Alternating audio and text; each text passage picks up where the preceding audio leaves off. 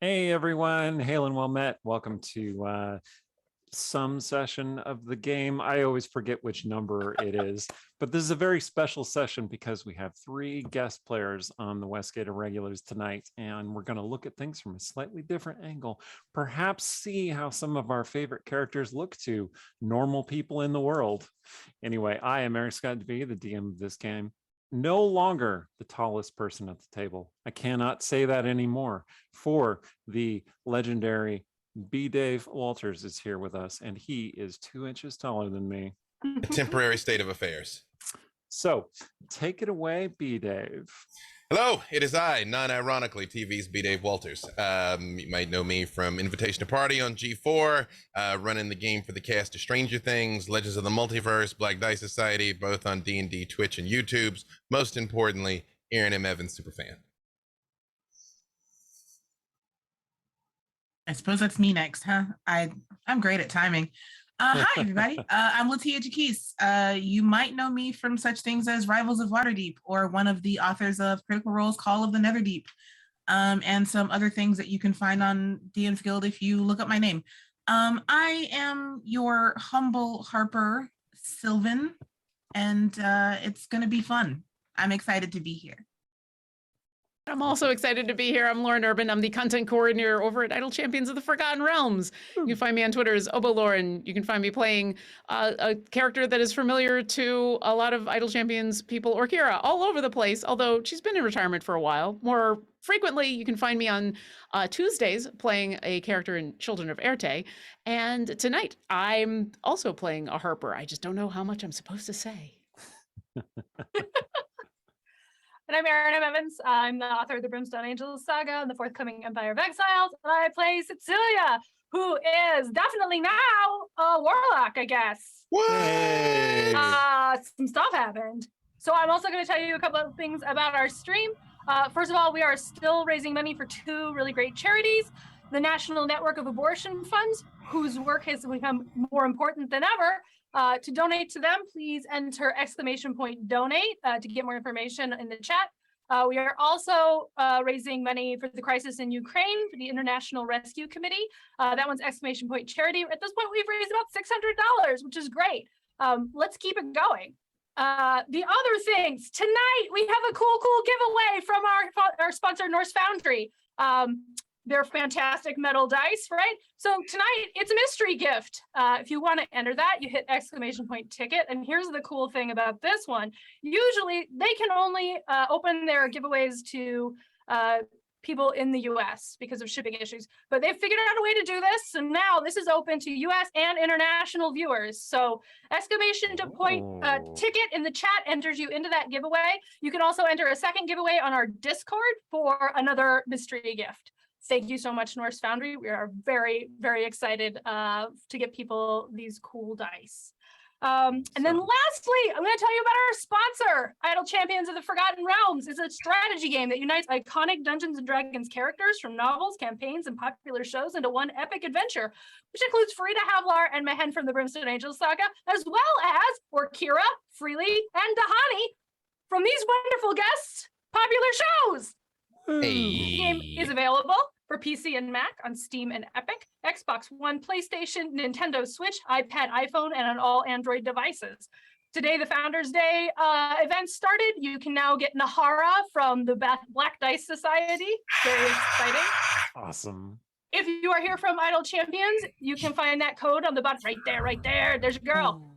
You can find the code at the bottom of the screen, or you can hit !code and it will pop up in a whisper that you can copy and paste. But we do hope you still stick around. And as always, if you somehow still don't know what I'm talking about, you should check them out at idlechampions.com. Back to you, Eric. Awesome. Well, thank you, everybody. This is going to be good. So, the 3 of you are Harpers, members of a semi-secret organization for the advancement of good to balance out all of the creeping evil in the realms. Often the evil that is powerful and manifest and behind many of the potent kingdoms, queendoms, and other nations in the realms. And good seems to be always on the back foot, and good is often taken to strange and exotic locations in the pursuit of goodness, which is exactly what got you on this boat to Candlekeep. It should be a pretty boring mission, honestly. Candlekeep is well known as the largest library in the realms, full of bookish scholars who know very little about how to party. You know, there's one tavern, there's one inn, and there is a bathhouse. They recently built a bathhouse in Candlekeep as like a mark of making some progress over the past few centuries. But otherwise, you're not expecting much in terms of nightlife or a fun time. You have docked your boat at the small dock that is at the bottom of the cliffs that Candlekeep stands upon. And you are currently negotiating with a very tedious looking gentleman who is trying to convince you that you need to give him a book as the docking fee rather than any of the coin that you brought with you. And he looks exactly like the kind of Candlekeep scholar that you've been expecting this whole trip. He's getting on in years, the gray beard. He talks very slowly. He doesn't seem to be all that interested in what's going on. And everything seems normal and peaceful and boring, which is when the sky splits open and you see a huge monstrosity appear over the skies of Candlekeep. Lightning crackles, thunder rolls. As you're looking up at this thing, which towers above you, it seems to be massive enough that you could build an entire village on its back. It has one great eye and a huge mouth that looks big enough to swallow dragons, and claws large enough to rend a tower in two. I would like to hide. Sylvie, remember when I told you that when everything goes according to plan, boring is good. When the system's working, you're not aware it exists. And yet now... Yeah, I'm not a fan. I mean, I'd rather give him a book than do this. Listen, friend, I'll make a deal with you. I will sweeten the pot. On the way out, we will give you 2 books, and also we will save your life from whatever this is. Well, that seems quite reasonable. What exactly are you? Oh my. Yes. He seems to be transfixed by the horror in the sky, and you see that he starts trembling slightly. You might want to let us, and you Yeah. If he hasn't moved yet, I'm gonna come up and I'm just gonna start gently pushing. Okay, Just you just not gently saying nudge anything, him just- aside. Gently pushing inside, inside, inside, inside, inside. Yep. I just lean next to Durana and I say, all right, this time we can do it your way. I don't think that wants to talk. I All mean, right. if you want to try, you're more than welcome to try. I'm gonna get hiding before I'm shooting that thing. Actually, I do sort of step out, and I would like to make an insight check to see if I see any signs of intelligence. Like, does this eye seem like it's focused on anything, or is it just sort of like wide-eyed pupil madness? Go ahead and make a check. Word is, I'm insightful. That is going to be a 32. Holy God. Okay, so its eye is pulsing with rage and anger, and whether it's intelligent or not, it is certainly very large and bent on destruction. I'm not seeing anything to reason with there, so what do you say? Should we engage out here or try and rally the scholars? No. I'm I gonna look mean- at the guy I've been pushing. Oh yeah, he has kind of moved off to the small little gatehouse sort of thing that's down there at the docks, and he is now hiding in the house. There is a curving switchback path leading up the cliff, that thing in the sky, if anyone would like to make an Arcana check, you might be able to identify what it is. Just a contextual question. Do we have any expectation of meeting anyone here? Like, are we just here on a mission, or do we think there's someone we're here to find in particular? Okay, so we will take a brief little flashback to Vescaras briefing everybody on the ship. Essentially, your mission, and this is a very special mission for Sylvie because Sylvie is still a new member of the Harpers. She's just been given her pin, which you're probably quite proud of. I've been poking it and turning it visible and invisible and visible and invisible. It's not much of a secret if you keep. Well, nobody is here to look at me do it. Well, but you never know who's hiding and watching. That's the point. All right. It's usually Durana who's hiding and watching, but it could be someone else. Always at the moment, I'm just standing looking bored. Yeah. And so as Vescaras explains, you are here to find a Zhentarim spy who has recently come to Candlekeep. You're not sure exactly how old the news is, but you were told that there is a Zhentarim spy who is here in Candlekeep researching powerful ancient exotic magics. It could be really dangerous. Whenever the Zhentarim are doing anything particularly magic oriented, it's not a good thing. So the Harper Council wants you to check it out. Did we get a description of the spy? There was none available. Counterpoint. How about we try and make our way inside and we just engage when this thing forces our hand? There's a path here. I think we can move along. Oh, are we back to the present? I thought we were still on the boat. Oh. Okay. Back to the present. Okay. Well, then in that case, there's what I'm going to say is, well, I guess the Zhentarim spy managed to do what they wanted to do. There's a lot of odd sorcery that is taking place here. Don't jump to any conclusions. I mean, that's a pretty big conclusion. It's a significant conclusion. In stealth, I start moving. I have a 28. I'm like, great, smoke bomb. Yeah. So I take it that you're heading up the twisting switchback path. I would say keeping an eye. If it looks like it actively starts hurting people, we'll do what we do. But until then, just trying to keep moving. Okay.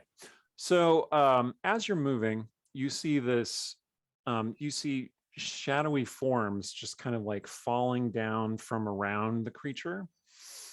Small profiles that look like humanoid creatures maybe, but they're falling very slowly as though they're like feather falled or levitating down, perhaps as an assault against Candlekeep.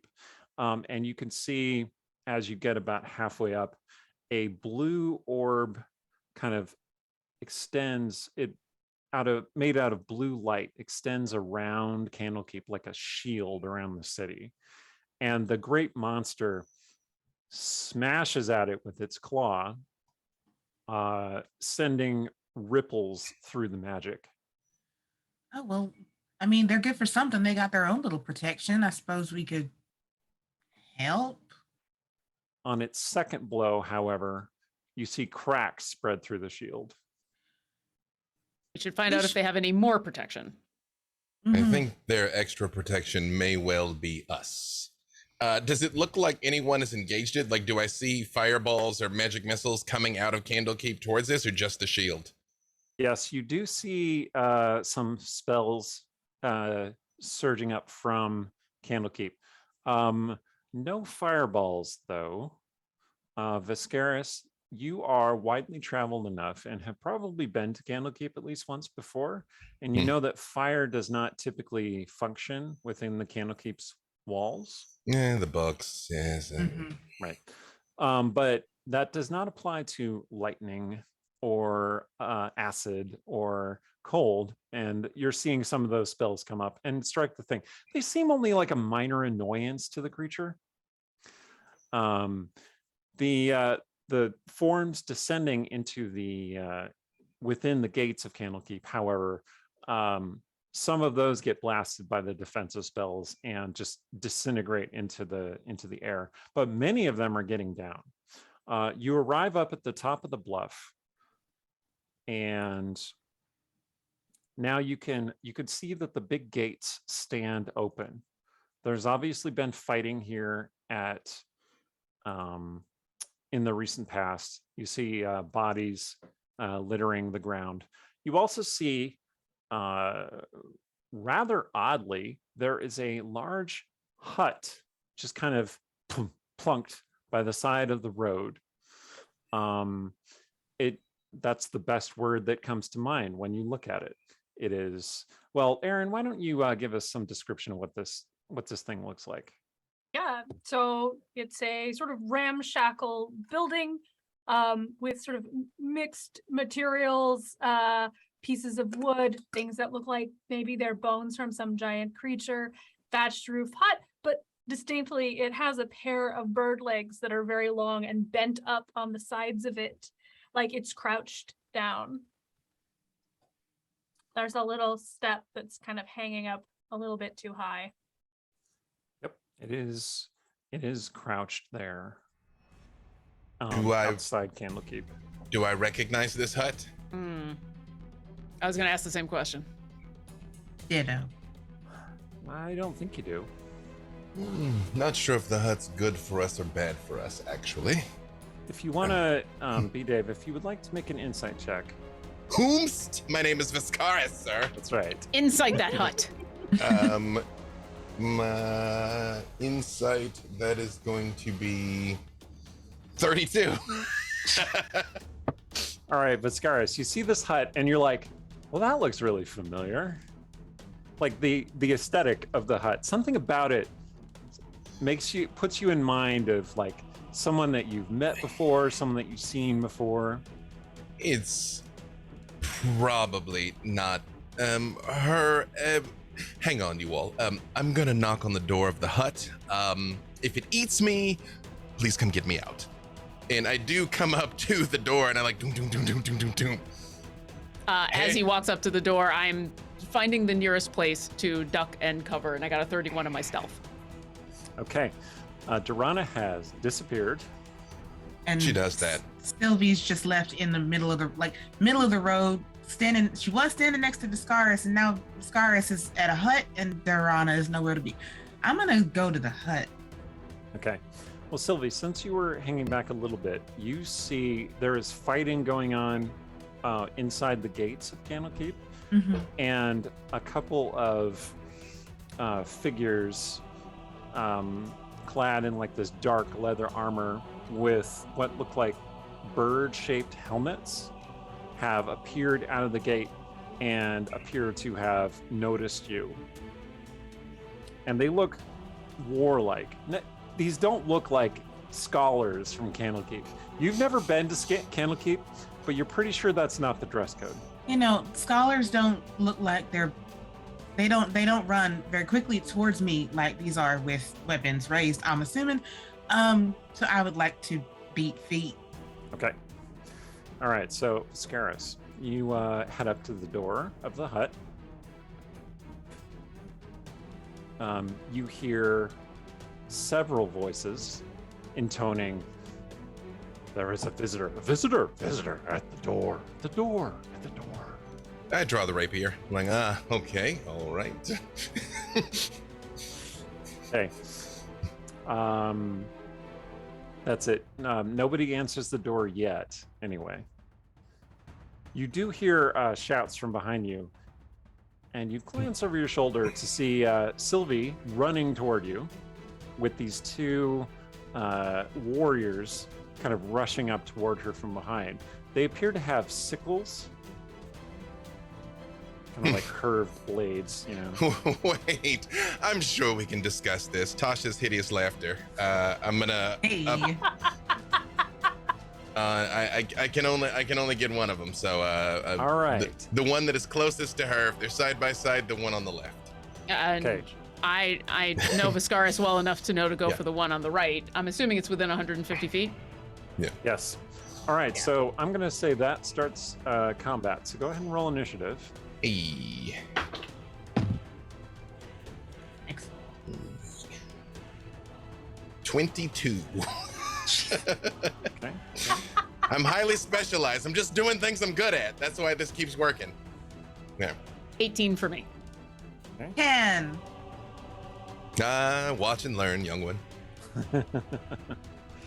Okay, Vescaras, your spell is going to go off first. Wisdom 18. All right. Let's see. I realize I don't actually have my physical dice with me, so I'll just roll in roll 20 here. Oh I my just god. say I'm enjoying Okay. this so much.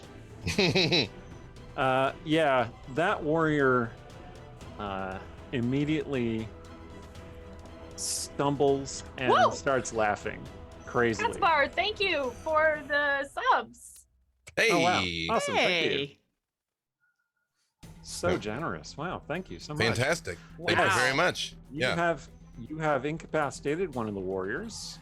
Bonus action, I would like to use insightful fighting on the other one. So I guess it has to oppose my insight with its deception. And now my insight this time was only 23. Okay. Like, Only 23. Right. Yeah. Yeah. Vescaras is a little bit of an insight machine. again, I do the things I'm good at. Yes. All right. Yes, that warrior appears to just be utterly taken in by your ruse. Like he expects that you're just a regular person, and he's just here to murder you. He doesn't even realize that you cast this spell. Got it. So you immediately sense like some weaknesses in his stance and his approach. Yeah, to be specific, I insightful fighting the one that is not laughing. Yeah, Right. okay, right, got it. Mm-hmm. If you had insightful fighting the one who was laughing, Right. I would have said the insight you gained is he finds you hilarious. I mean, whomst among us, right? And I actually will start moving towards that one because I want to be between it and Sylvie when this starts to go wrong. So I head that direction, and that's it for me. Okay, Durana. Oh, good. I'm gonna shoot the other one because I'm going before it, so I get advantage on this creature. So, yeah, I see that the other one is taken down, so I'm gonna pull out my longbow. Sweet. And does a 31 hit? Oh yes, Okay. definitely. Because I am an assassin, because I got to go first and I hit it, this is a critical hit. So I'm Hey. going Yep. to, and Yep, is it he surprised? has not acted yet, so yeah. Awesome. And is it surprised? Well, you were hidden from it, so So I get my sneak attack? I think I can stretch that to being you getting your you definitely get your sneak attack. Perfect. All right. So, Reverse that. You get the sneak attack no matter what. If it's surprised, it's a critical. I get the critical because I'm an assassin. So if thought if the assassin goes and they haven't acted, you can get your sneak attack no matter what. And if they're surprised, you got the crit. You have advantage on attack rolls against any creature that hasn't taken a turn in combat yet, and any hit you score against a creature that is surprised is a critical hit. So Is surprised is a critical hit. That's why I was asking about the Right. surprise. Got it. Yeah, I think okay. I think because they are not expecting resistance and they definitely didn't see Durana at all, I think we can say that they basically count as surprise. So yeah, you can get a crit there. Awesome. All right, so the weapon does 9 magical piercing damage. They're also going to take 4 psychic damage. And then from a sneak attack, another 15 damage. Okay, so I should also point out we do have a couple of house rules on this particular show, and the way crits work is that you roll all the damage, and then you do max damage that the attack would have inflicted already. Oh, okay. Well, so that was me rolling all the damage. So that was you rolling all the damage. 16 plus 20. 16 plus 4 is 20 plus 12. So 32 would be max damage on that. Cool. And is that a vicious bow that Durana has? It's so vicious. It's the most vicious. It's so mean. Absolutely. Which means it inflicts an additional 7 points of damage, or did you already count that? I didn't, but it said when you roll a 20 on your attack roll with this weapon. So I didn't think it counted. Good point. Okay. Still, that's a lot of damage. Is it still alive? Yes, but not very happy about it. It's rethinking its life choices. You know what? I'm not very happy about it still being alive either. I will shoot it again. Okay. That's a 24 to hit. Yes, that will hit as well. Do I don't get sneak attack on this. Is this still Correct. considered a critical? I think I think it's just the first attack because it knows you're there because you hit it. Okay, that's So- fair. unless you have the Skulker feat. Do you have the Skulker feat? I do not. Okay. I don't think. I didn't see it. So I will just do 13 magical piercing and 1 psychic. Okay. That is still a lot of damage. That is. And then I'm going to take my bonus action and find another place to hide. Be like, oh, you thought I was over there? I am now over here. 23. And then I'm done. All right. Yeah, you run over behind the hut and duck behind a rock. Okay. Let's see. I'm just checking one thing real fast. Also, thank you for all of the help from all of you because this is the first time I've actually played an assassin rogue. And it's been a very long time since I played a ranger. So No problem at all. Okay. That will make it their turn. So the one that's laughing, let's see. His turn is just him laughing. Let's see if he ends the effect. He does not. Mm-hmm. He continues laughing as though Vescaras said the most hilarious thing. I know, friend. I didn't believe it myself, and I was there. The other one is going to turn his sights on Vescaras. Like he would have gone after Durana, but she vanished again. It's true. Like So she do. he is going to run up at Vescaras and take a swing at him with the sickle. Mhm. So here we go. Oh, that's pretty good. That's a 25 AC. Does that? That is enough. All right. Although I would like to use. Actually, I'm not gonna use the uncanny dodge just yet. Let me see how this goes. Okay.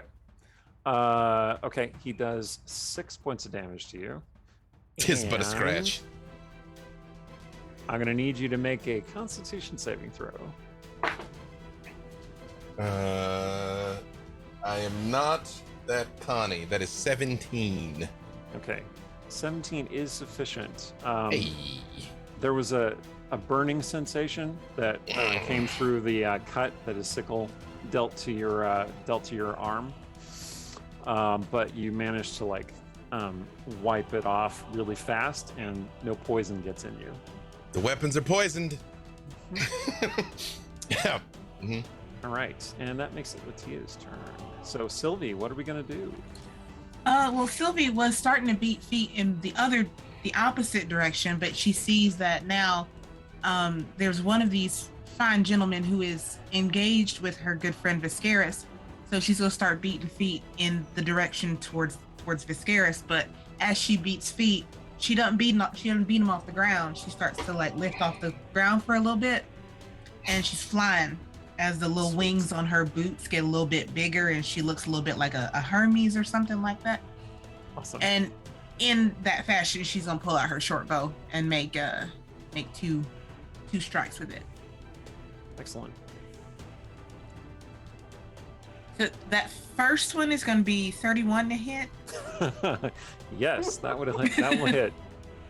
and that's gonna be this much damage. And him being engaged with Vescaras makes it sneak attack damage. It does. So that's going to be a total of 20 points of damage Oof. for that first Nice. hit. All Is it right. still Well, standing? that first hit will drop him. Oh, Ah, So why don't you tell me how your arrow dropped this fellow? well, he was like facing Vescaras, so he was, his back was to me. So as I, fly through the air all gorgeous and winged cherub like, it just kind of gets him right in the back of the neck. Yep. Yeah. Okay. So Vescaras, this guy jolts up straight and then kind of sags down against you. Do you catch him? Do you let him fall? I'm not getting that on me. No. All right. He slides down past you and lies unmoving on the ground. We can interrogate the other one though, Dorana, like who's still laughing. Presumably it comes back around to my turn first. Yep, it does. Did either of them talk? Did either of them say anything? No. Nope. I would like to attempt to disarm him to take his sickle away. Okay. Make an attack roll. I am aware of what will happen if I damage him, so I'm being delicate with this. Yep. got it. Using my unarmed strike numbers or my weapon numbers? Unarmed strike is, well, whichever you prefer to do. Yeah, you want to knock Well, it out of one's his gonna hand. be way better if I use All right. the weapon. Yeah, use your weapon. It's fine. More of a pinpoint accuracy than a fisticuffs sort of. That's a 30. Yeah. All right. So you hook your rapier under his sickle blade and you just fling it away. And I get real close to him. Well, I realize he's still laughing, and I lean down and I say, "You can still get out of this with your life intact, friend. But we have a couple of questions for you." But I don't let go of hideous laughter just yet. You know what I mean? Yeah. Okay. All right. Do you all want to wait to see what he does? Because it's Dorana's turn next. Yeah, so Scaris is going to talk to this one. Sylvie can handle if it gets bad. I'm going to try to find a perch somewhere and look for more of these things that are coming, and I'll hold my action to shoot any more that come. So there are a number of large rocks. There's also the hut. You could bound up on top of the hut if you want to. There's something about those chicken legs. I'm not getting on top of that hut. Okay, fair enough. That's just You a hop valid up life on- choice. You hop up on a rock formation, giving you a better vantage point. Yeah, you can see that there's a great deal of fighting in the big courtyard beyond the main gates of Candlekeep. From this vantage, you can also see a small figure in colorful clothes, mismatched colorful clothes, comes flying up from the main tower, and attached to this figure is another robed figure who is just kind of like floating along behind her. You're pretty sure it's her based on the long hair flowing out behind and the way she starts screaming and casting a spell at the thing. Her strike doesn't seem to hurt it very much, but it draws its attention. And then she starts flying around the side of it. Okay. The Enspelled Warrior. What's the DC again? Wisdom 18. Wisdom 18. Okay, he does manage to end the laughter this time, although it is at the end of his turn. So his turn ends, he stops laughing. He looks up at you, and he says something in a guttural voice in Elvish. Vescaras speaks Elvish. It's a dialect of Elvish that you're not particularly familiar with, but it sounds like, "She is coming. She will defeat you all. Your threats mean nothing." That's gonna be a no, Sylvie. Well, I'm currently hovering over you with my second arrow, so Okay, should I? Sylvie, it's your turn. Should I? Yes, he's all yours. Bam, bam! Two arrows to the face. Okay. If they hit. Mm-hmm. Oh, that first one. I'm gonna use my inspiration on that one. Thank you, Cruciferous Kale. Nice. Not at me, Sylvie. Him. That first one is a 32. Okay, that hits, yeah. Nice. And the second one was a 24. Okay, that also hits, yeah.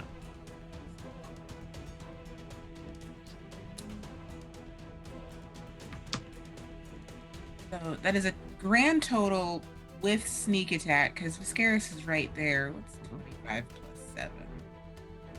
32. 32 damage. Very respectable.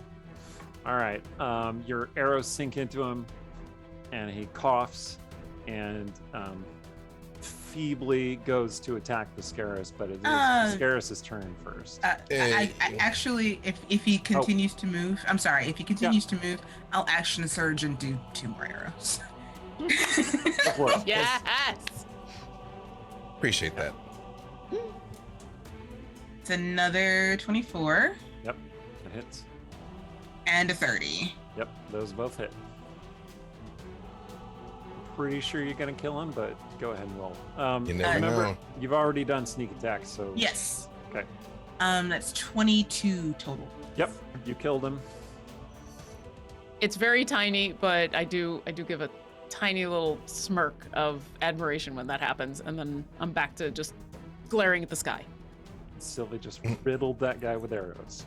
I just sort of look up and nod at her, but I do take his helmet off and look at his face. What kind of elf is he, or is there anything unusual about him? Okay, so he is an elf.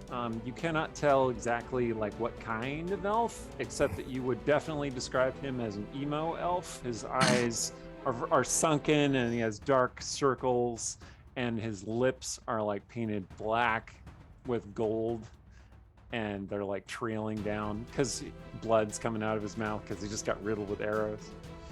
I just look at him for a minute. Because of my keen mind, I won't forget his face, because this might be relevant later. You know what I mean? And then I look back at the door of this hut and I say, whoever you are, we're about to move, so if you need assistance, tell us now. Okay. The door to the hut flies open, and an elven woman with long silvery hair, clad in green and leathers. She looks like she's dressed kind of like a druid, really. Steps forth from the hut. And she looks very determined. She sees you, she sees the fighting. She says, oh, well done. And now if you'll excuse me, and she puts out her hand, and this green spear appears in her hand. It's green, made of green energy. And she just takes off into the sky, turning into an eagle as she starts flying up, leaving the door to the hut open. Still not sure if that's good for us or bad for us. Door to the hut's open though. I mean, we're not here for a hut, but I do very much try and like look inside without going in. Like, Okay. All right. So you can see inside the hut it's larger inside than it looks outside. it's bigger on the outside. And there is a central pillar you can see, and around it is just a mess. Like it's just all kinds of junk scattered all over the place. Pillows. There is a little kitchenette, but it's like full of dirty dishes. And you can see the corner of a bed, which is obviously unmade. And there are animal heads on the central pillar, 4 of them to be precise. One of them is facing the door, and it looks right at you and it says, hello, hello, hello, hello. They all speak.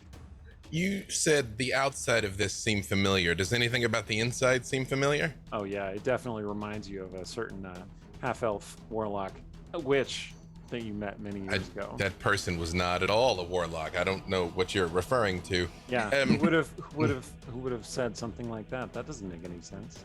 I do walk up to the threshold of the door, but I don't cross it, and I just say, Cecilia? The heads say, she is not in, not in, not in, not in. You should stay outside. I intend to. Is she in some sort of danger?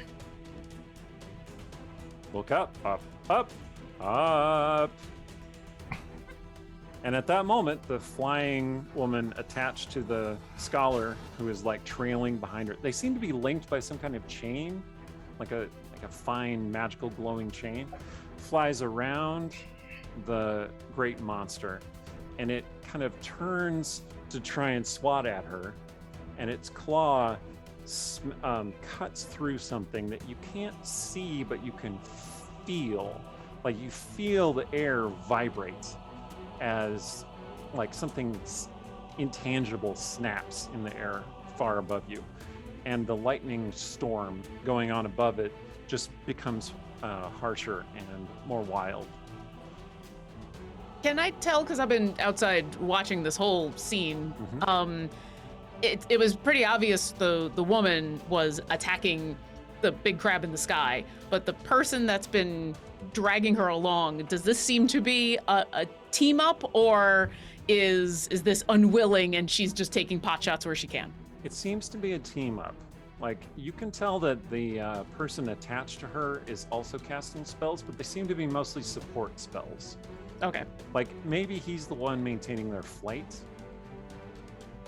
and she's doing the blasts.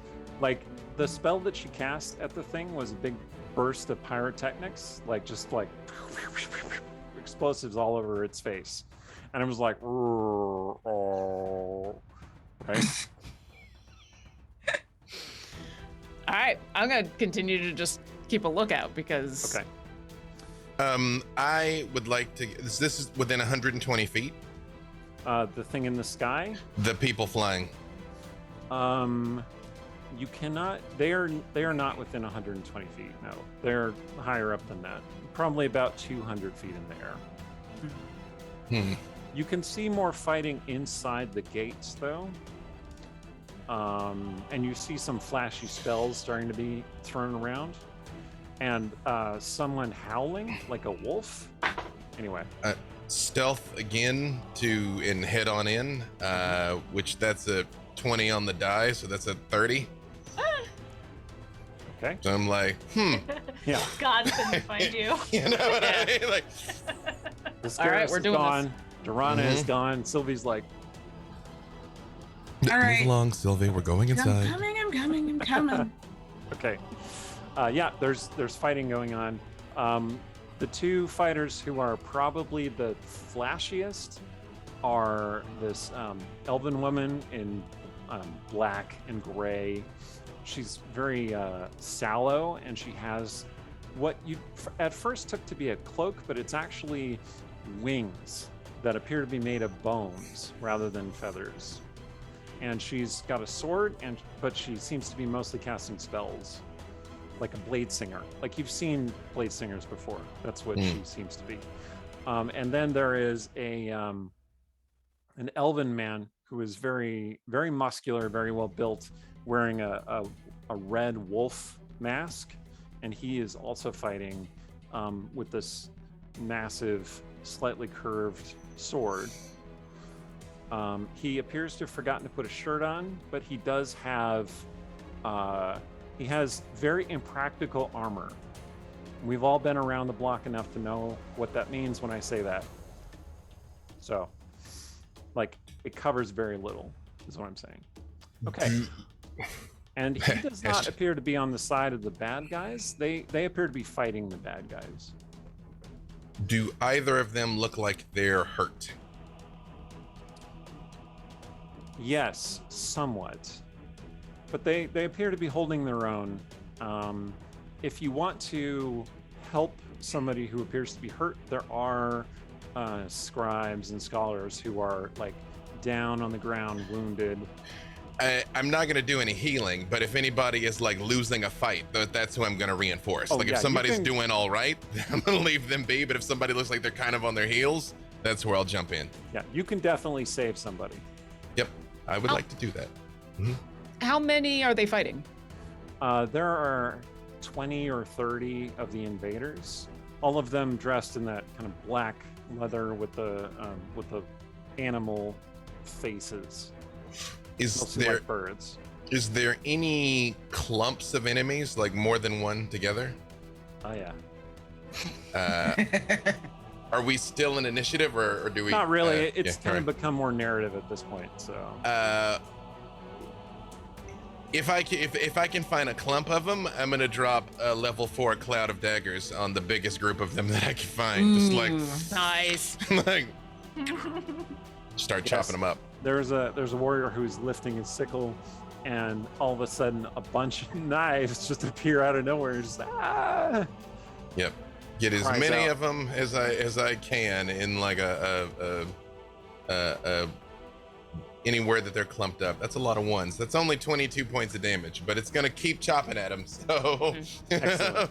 Excellent. And Durana, Sylvie. Sylvie's gonna take to the skies again, just do pot shots at Mhm. people. Yep, just shooting some baddies. Mm-hmm.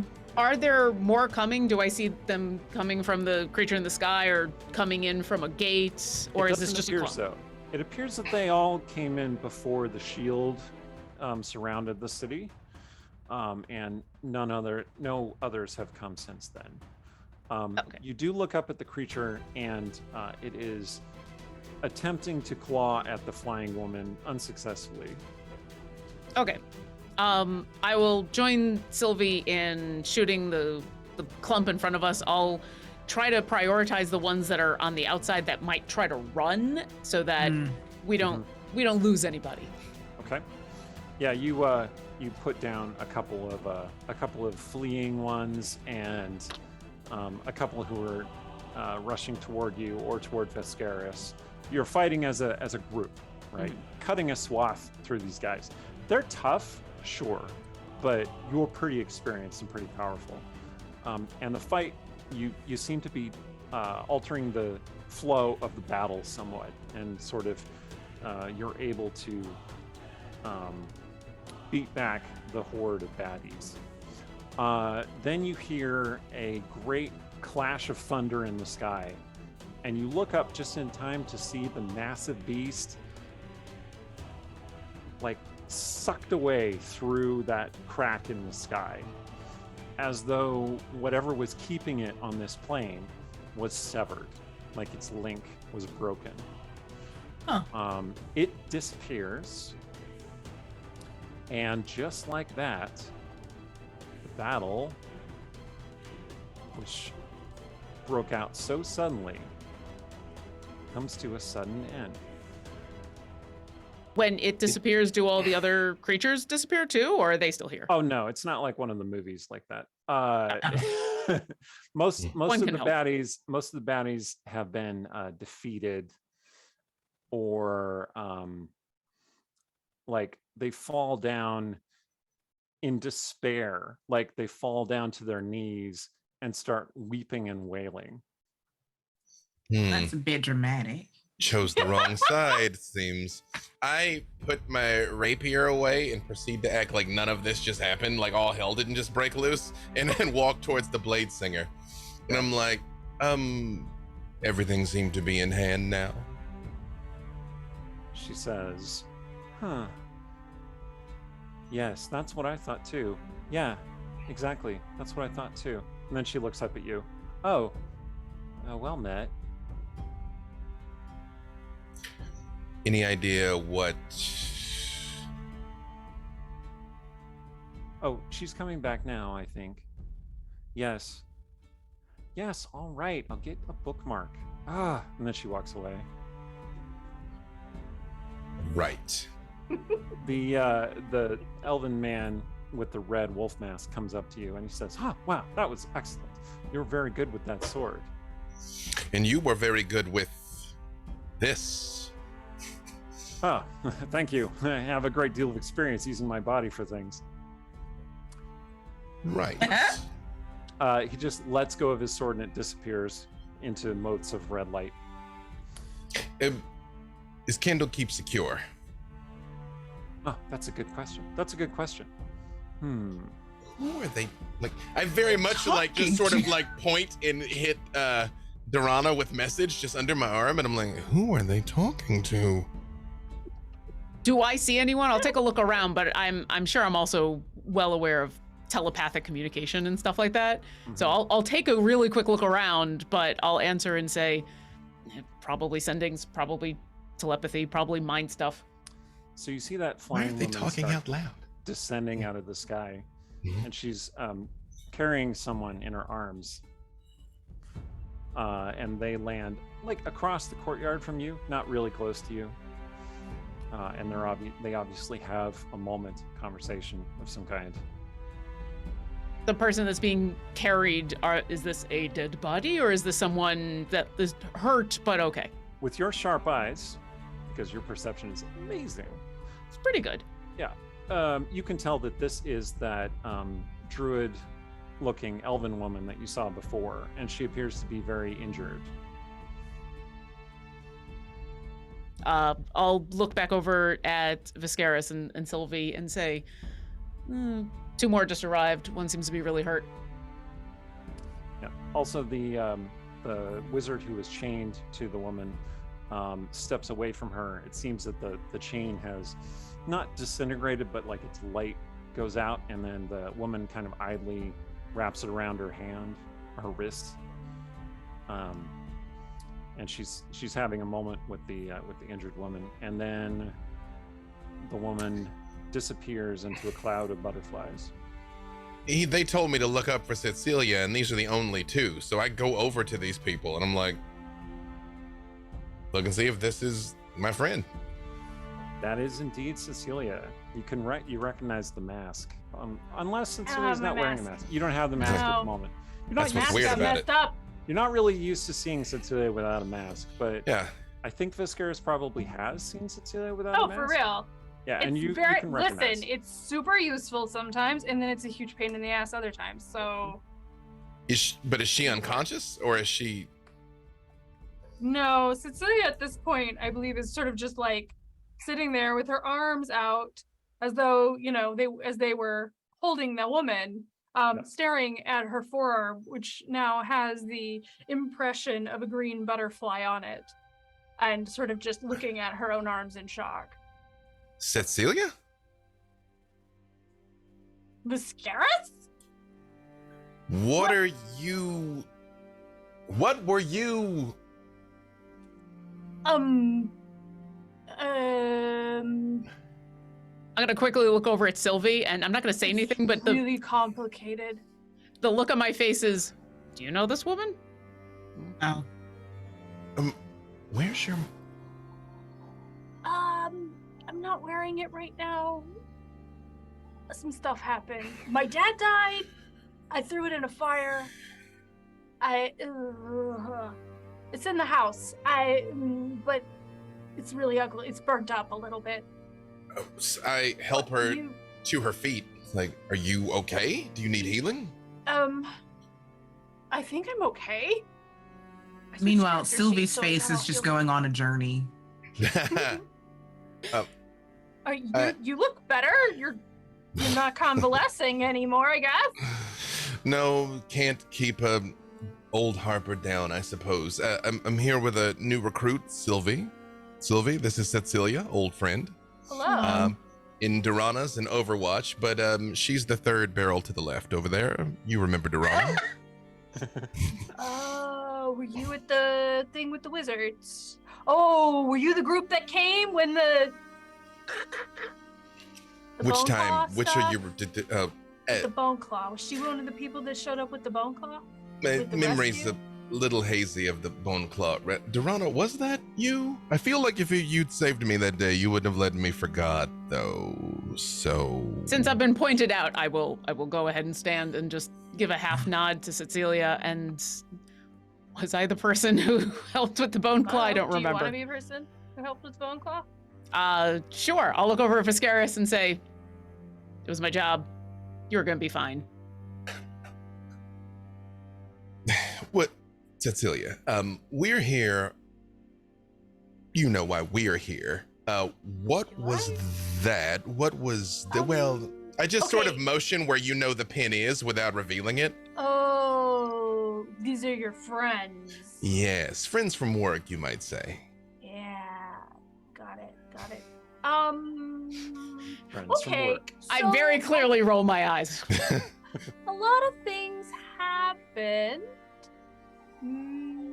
Maybe if we go out, they're not going to let us back in. They're really not in the.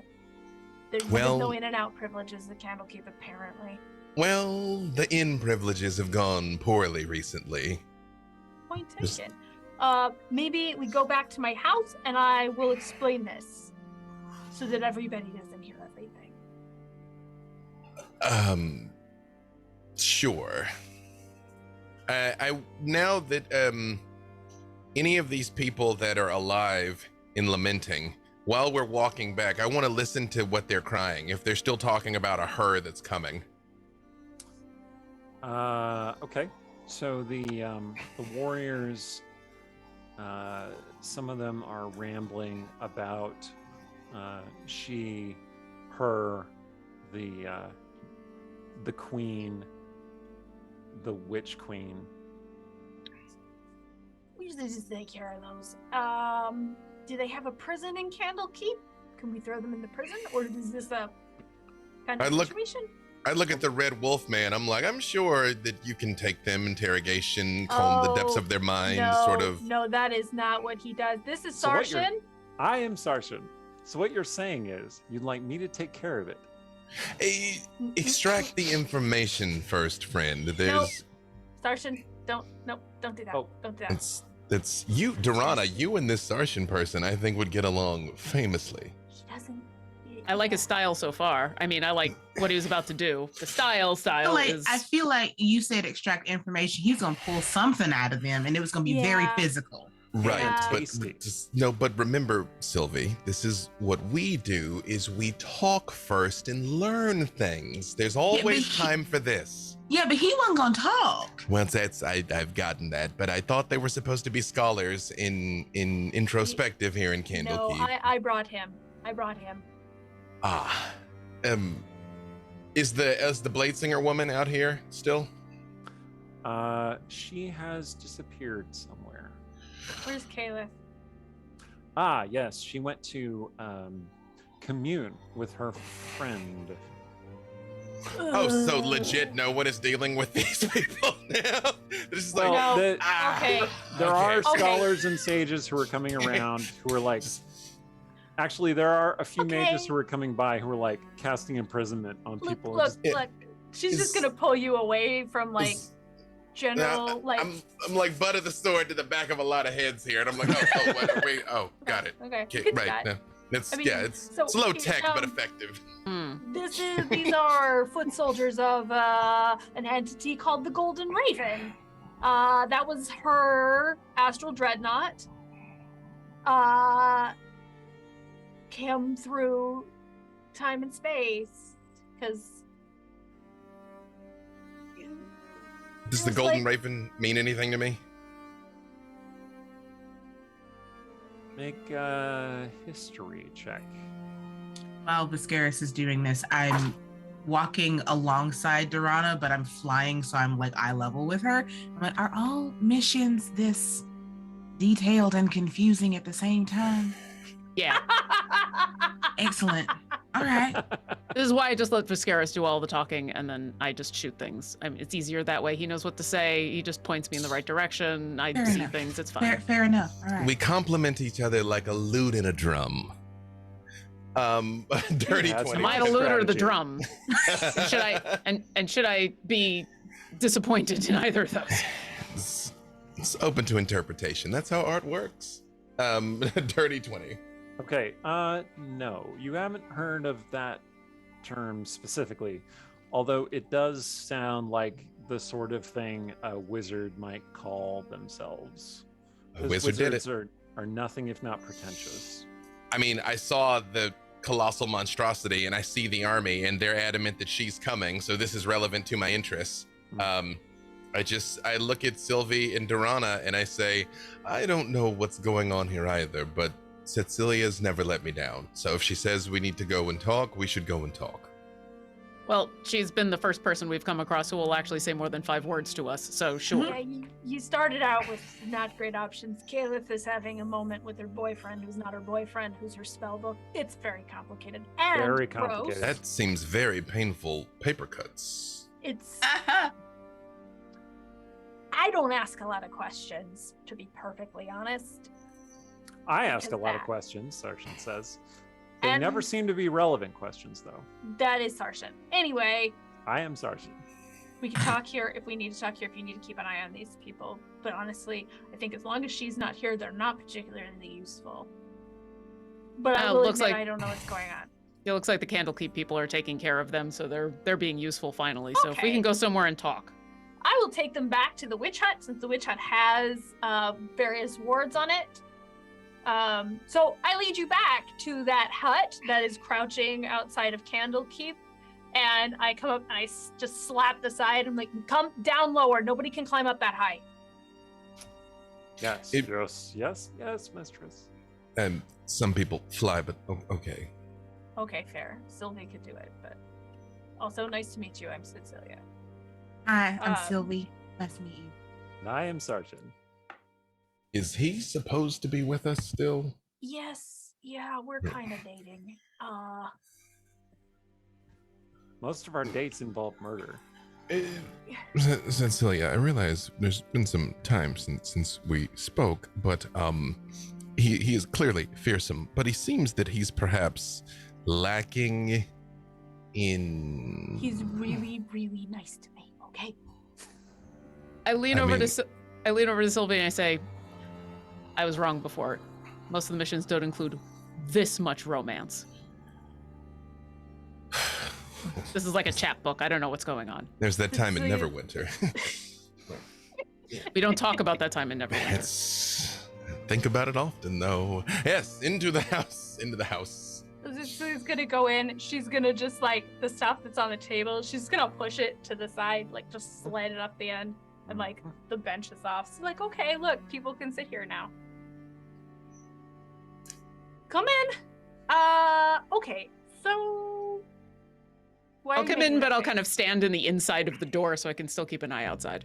I also don't sit. You very much get one of these as I'm looking at how dirty it is. But just sort of We'll stand. prestidigitate it if it's that bad. No, and Sylvie does. Like, she sees how averse to existing in here Vescaras is, and she just like, Right. It's Yes. still a bench. Okay, so this is the thing. Apparently, in a particular version of reality, I turned into a terrifying chronomancer and started splitting the timeline and then consuming the timelines that I made. And then except it's not me because I wouldn't do that. This other version of me, she kidnapped Sarshan and I chased her into her dimension. And then she tried to eat this timeline and we stopped her. And she's gonna do it eventually. So we're working on stopping her, and I need a boat. How do you eat a Yes. timeline? How exactly does a boat solve that problem? First question, eat a timeline is that's how I'm managing to wrap my head around all this. I don't think she actually eats it, but I could totally picture that, right? Like just like She I learned absorbs some it. stuff about chronomancy from Candlekeep because I figured the best way to learn it, to figure out how to stop it and undo it, is to learn how to do it first. I shouldn't be telling you that part. I'm gonna get some sages in trouble. Honestly, they weren't supposed to show me that stuff. Also, Cecilia, has it not occurred to you that perhaps it is the mastery of these particular forbidden arts is what set this other you down this path of chaos that perhaps this you should not follow? I'm not that person. I'm not gonna do that. It always starts like that, said Celia. Are you saying you don't trust me? What I'm saying, what we do is make sure that everything stays balanced, that everything stays safe, that everything stays boring. Right. That And- everything Give me a doesn't boat. that everything stays uneaten. And Yeah, that. consumptions of timelines seems kind of antithetical to our thing. Yeah, I think we should Inside team or up. out. Well, right. Get a boat. Okay, tell you what. Or what?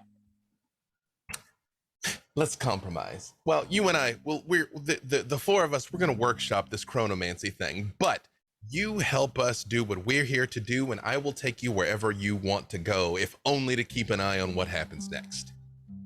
Fair. Do you want to know why I need the boat then? To Forgot to answer that prevent the question. consumption of the timeline, but yes, Yeah, sure, There's yes. apparently the secret to her weakness is someplace called the Golden Heart of the Rift, which is in some kind of Umberly sanctuary at the bottom of the ocean. Does any of that sound like something I would know about?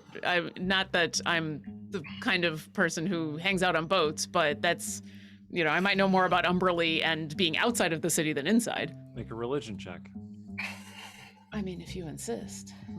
And Sylvie again leans over to Duranza. You notice how he didn't actually answer her question though?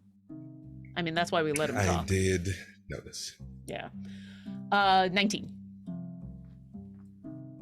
So you know that cults to Umberly often make their churches along the side of seas or oceans, coastlines, but Umberly is also worshipped by a number of creatures that dwell beneath the waves, and so it is very plausible that there might be a temple beneath some great body of water. So what she's saying seems reasonable. You're not sure what this golden heart of the rift thing might be, although if it's paired with a sea, then you're probably talking about an underwater canyon of some kind. How deep underwater do we gotta go? I'm gonna be honest with you, I have absolutely no idea. Literally, we learned this, and then the astral dreadnought attack. We learned this, I got all the information about the chronomancy astral dreadnought attack. That She's feels not more supposed. Sorry. connected than you think it does. Maybe. I mean, listen, I want to be really clear. I'm not the kind of person. Listen, Vescaras, you know me. Do I seem like somebody who wants to be in charge of an entire timeline or multiple timelines? Hey, you don't have to be in charge to destroy it utterly, though. Okay, but still, she's also like ruling a horrible version of reality. I don't want that. I don't want to be in charge of an army of people. That's a lot of work. This is not my bag. I don't want to do that. Insight check. Me too. Okay, yeah. Yeah. All right. 26. That is another 30. So the way we adjudicate skill checks is that we have against other players is that we have you roll the skill check, you say what the result is, and then the defending player determines what happens. Right. Those numbers, I think you could absolutely read her, which is good because she's being completely honest here. Durana, she means it. She doesn't want this. You don't get any sense that she's deceiving you.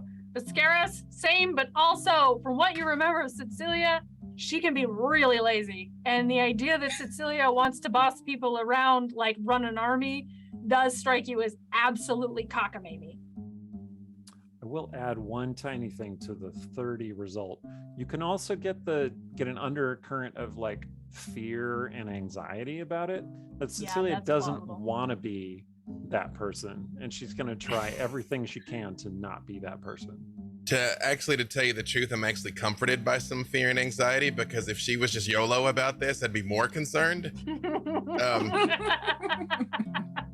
Yep. So I'm like, we're here to locate a Zhentarim spy. We thought that maybe this was their doing. Apparently it isn't. We have to stop the Zhentarim for getting access to some forbidden knowledge to an unknown and probably catastrophic end, and then we will deal with you potentially getting access to forbidden knowledge to an unknown and perhaps catastrophic end. Okay, but mine's for like the good of the entire world. Just to be We don't know that what the Zhentarim are doesn't imperil the entire world, and we're already No. here. So if we're going to leave, It's not an either or. I'm just making clear. If you're going to draw a parallel, one of us is concerned about the whole world, and I don't think that's the Zhentarim.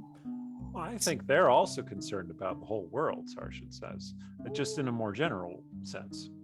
I don't like agreeing with this guy. Okay. You're welcome, friend. I think Sylvie made an interesting point.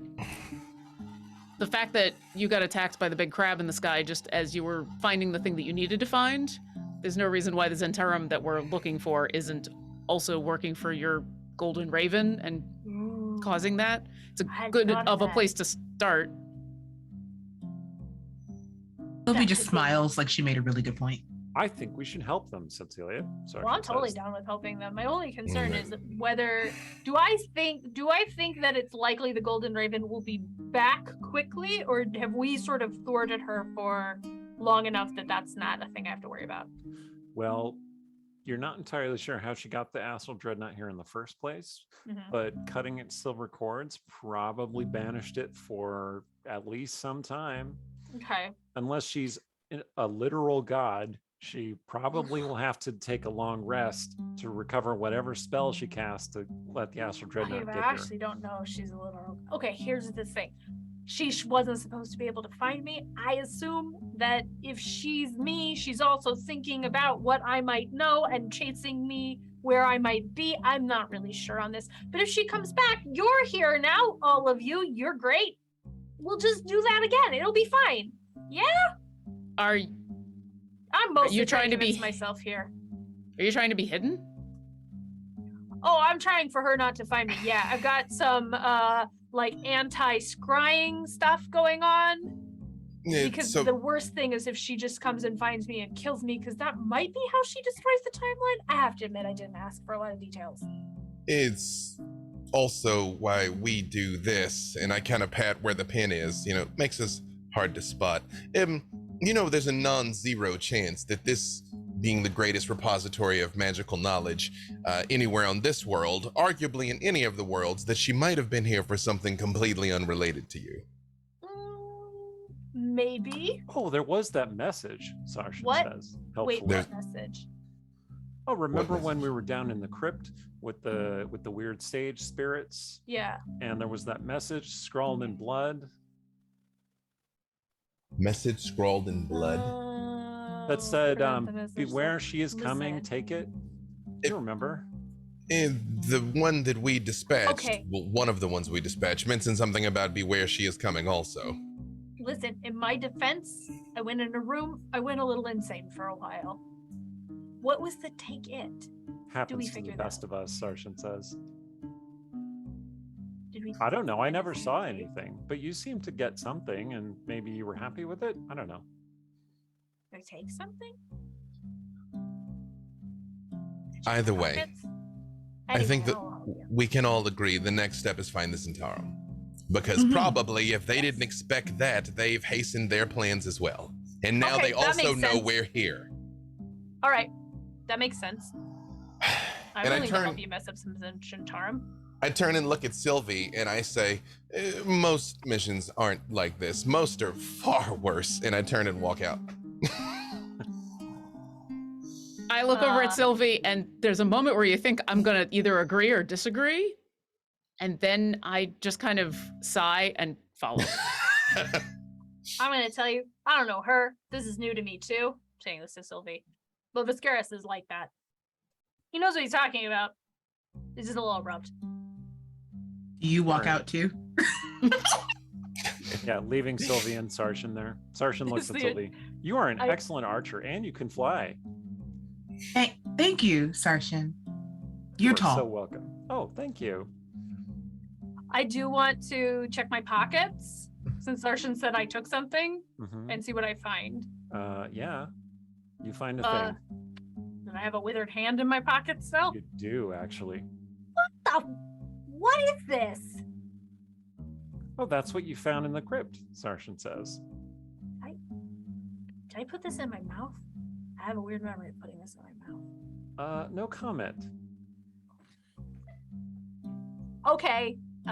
Well, we'll just add one withered hand to our list of resources. Left hand.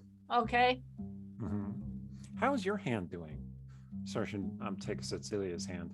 And It now is that the beat up. adrenaline has faded, like it is hurting like a lot. And it's Not fun. I mean it's I still guess it was his there, hand. but it's still there, but it's kind of like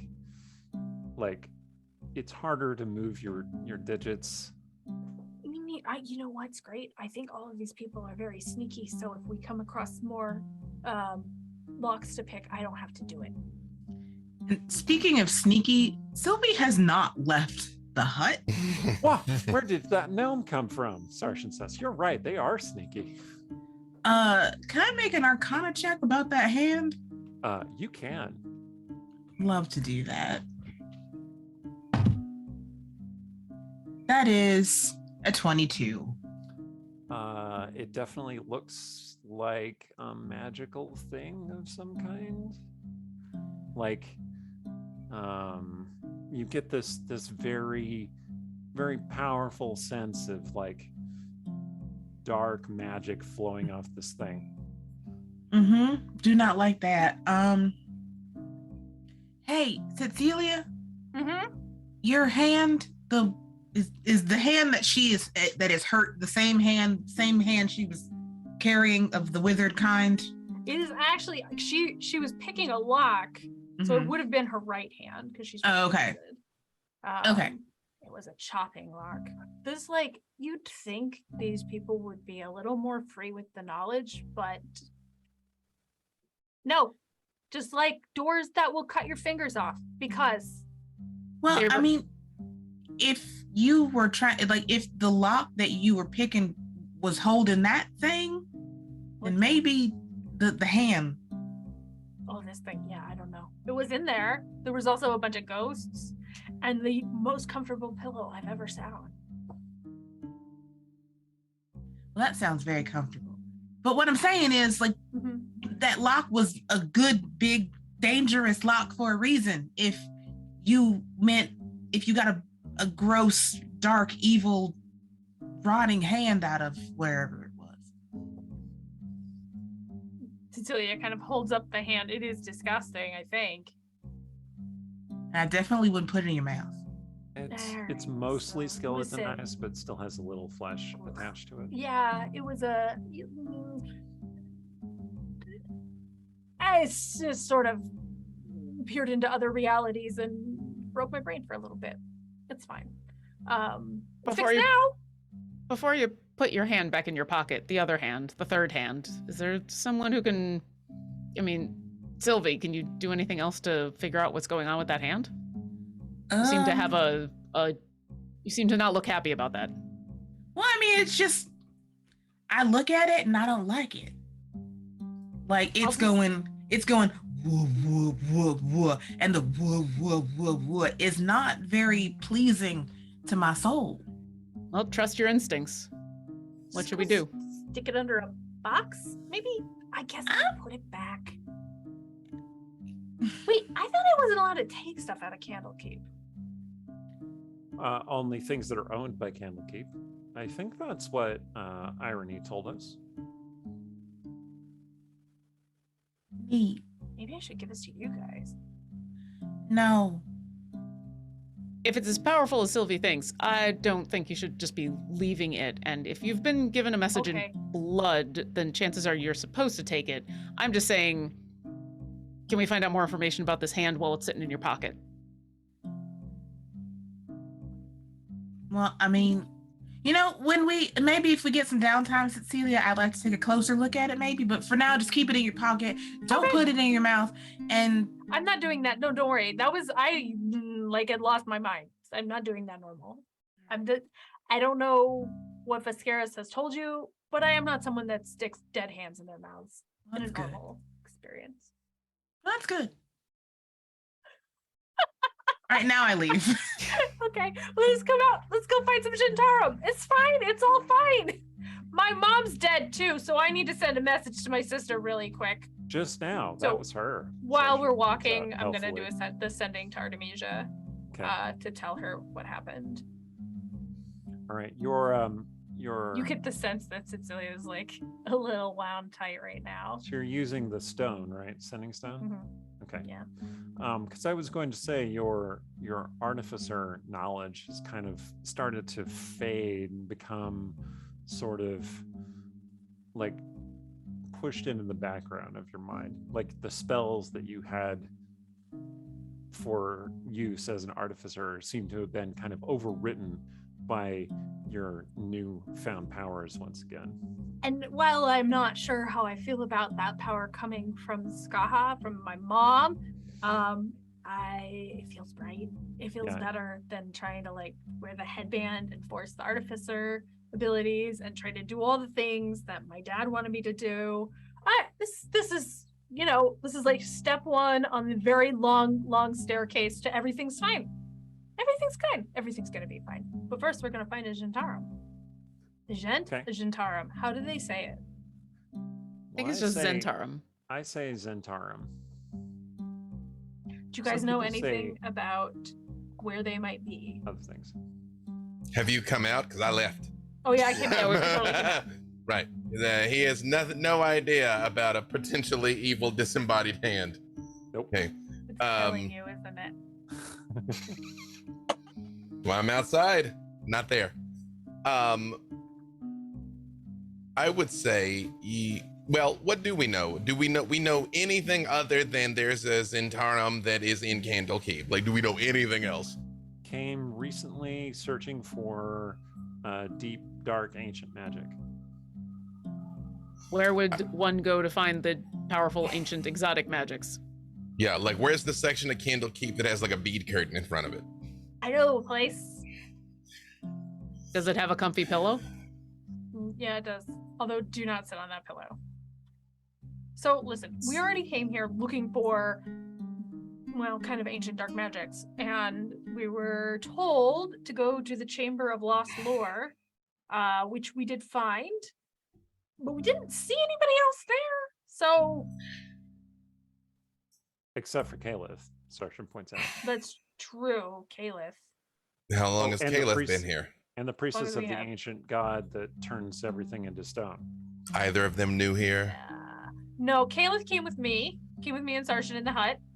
And then the priestess thinks she's lived down in the basement for her whole entire life.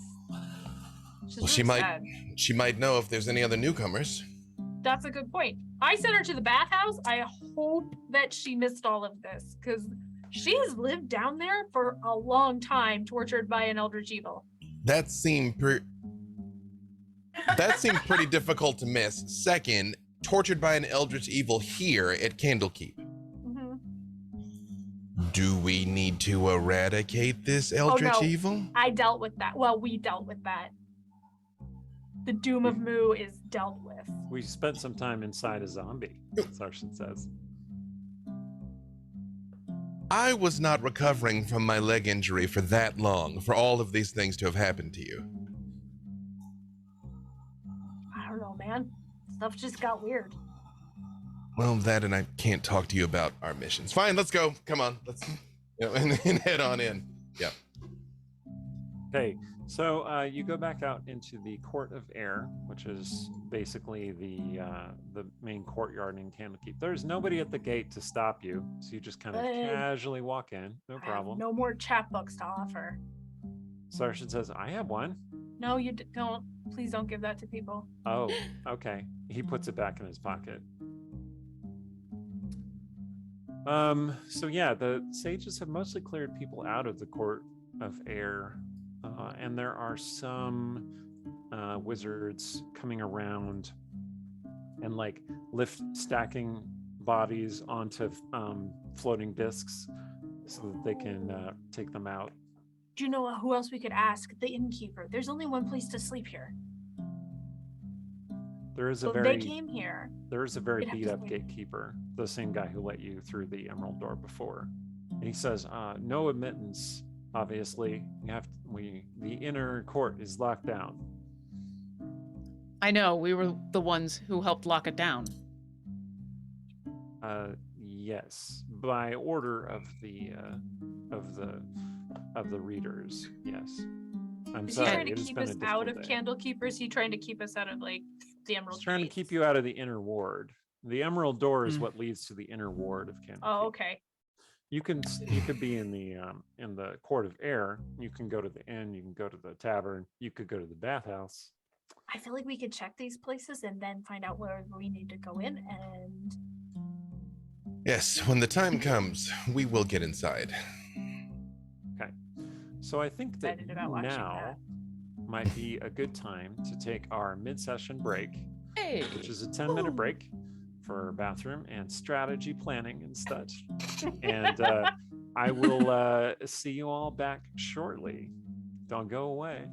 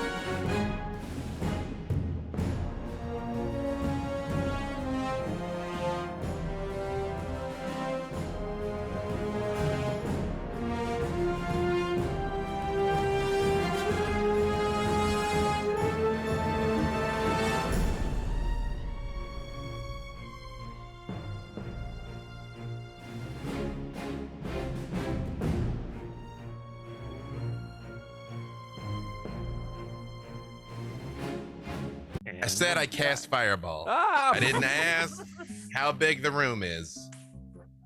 We're outside. It's fine. Right. All right.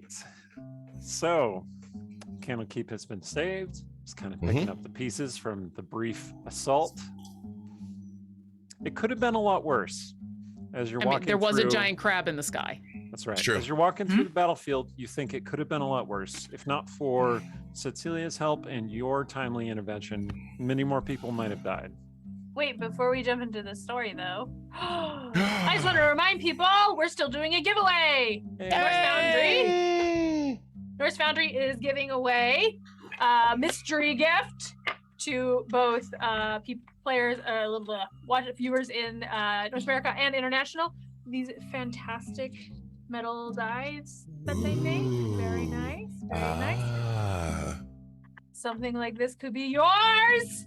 To enter, type in the command !ticket, and at the end we will have a drawing. You can also enter on our Discord for a separate mystery gift drawing, and the Discord link should pop up there soon. Okay, that's our giveaway. Back to you, Eric. All right. Everybody has come back together. And I think you were headed toward the tavern or the inn. Yeah, it sounded like the innkeeper might be our next person to talk to. Awesome. Or right. it sounds like the innkeeper is the next person that Vescaras is going to talk to, and I'm going to keep an eye on them. Excellent. So you head across the Court of Air toward the House of Rest, which is the name of the only inn here in Candlekeep.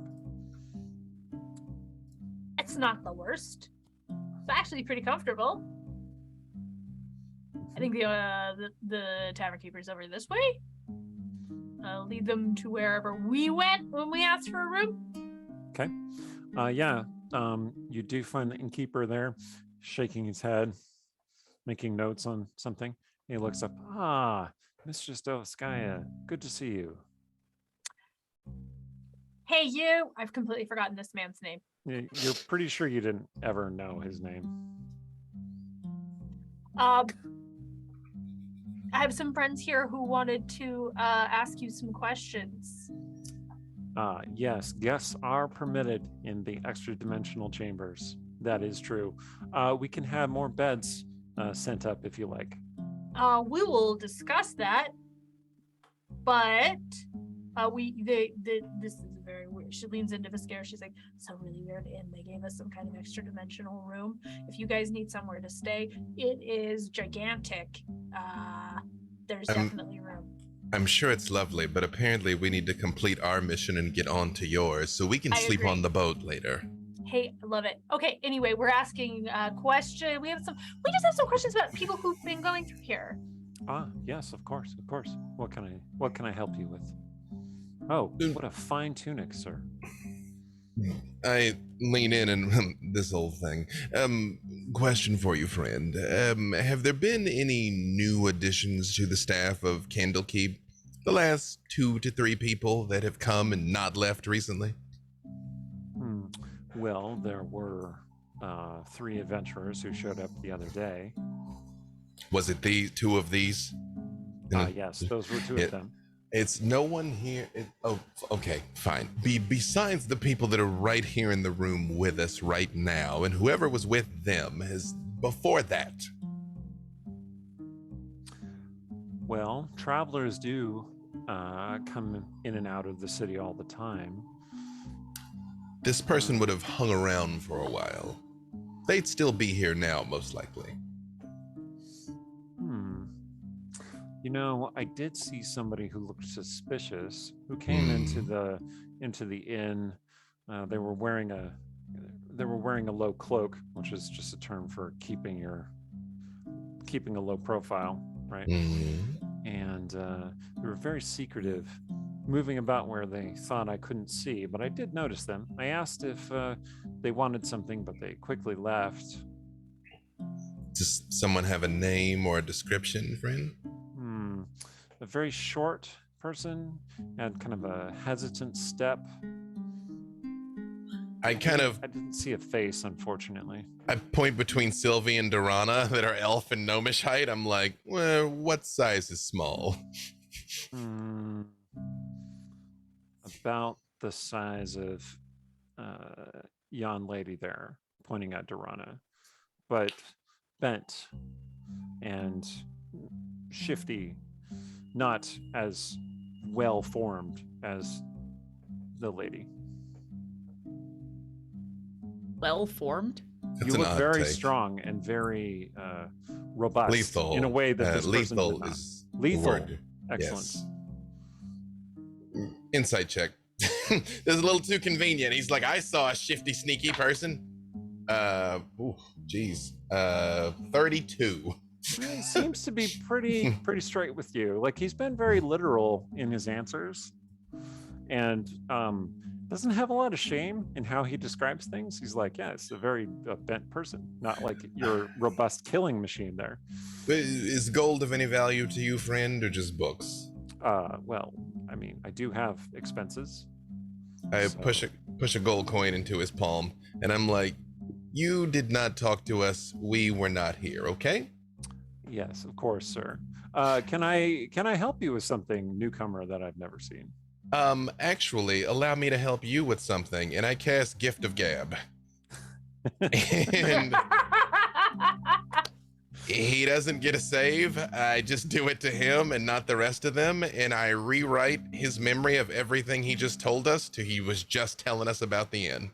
Okay. All we asked was rooms and put a coin down as a deposit. Yep. He looks at you for a second and he goes, yes. And he picks up the key and he puts it on the table. Excellent. Thank you. We're just going to go catch a bath and we will be back. Fantastic. Very good, sir. Is that new? That was very cool. It really just saves a lot of problems because we used to have to wonder, like, will they tell someone we'd been here? And, you know, Durana was always like, well, there's only one way to be sure. So I had to find a different way. Aw, Sarshan says. I was a little upset with it at first, but you know what? If I kill them, we can't talk to them later. So this makes more sense. I suppose that makes sense. I do look at Celia and I'm like, no, you said he's your boyfriend, but he knows how to keep his mouth shut, right? No, not even a little. Sorry. That's unfortunate, actually. You know what? He'll find out later. And I just like look at Durana and look at him and look at Durana and look at him and turn and walk. No, Yeah. I'll go up to Sarshan and I'll be like, you can't tell anybody anything about what happens here, okay? Okay. They're very important people who like to keep their secrets, and they're very serious about it. And possibly Vescaras owes me one, but he also takes this whole preserve the balance thing really seriously. Very well. Very well. I will shall keep whatever secret you would like me to keep. I will- Man, I hope will this doesn't backfire horribly. I will say when we get outside, I look at Sylvie and I say, all right, this is as much a training mission for you as anything else. We have a lead, although a tenuous one. Where do you think we should go next? And Sylvie stops eating the peanuts that she took from the encounter. And, well, I think that, what actually is in Candlekeep? Like, we can't get through the big goofy door yet. No, we can't get through the door. We need to get through the door. I said yet. Yeah, right. Yes, okay. Right, sure. But if a person was here looking for ancient, deep, dark secrets, well, we got to get through the big emerald door. I think that we should sweet talk that gentleman at the door. Before we try and get eyes on where this stooped small person might have gone. We could do both. Somebody could. Lead on. Oh my goodness! All right. Okay. Cool. And she like puffs up. She's like an inch taller than she is. Oh. And she's gonna walk to the door. Okay. The very weary looking mage, his hair's a little frazzled, bits are poking out. Yes, can I help you? Hi. We need to get in there. And seeing as how we just helped y'all clear this place of a bunch of people who were absolutely going to do your precious knowledge harm, I think you could do us a solid and just let us in. Make a persuasion check. All right.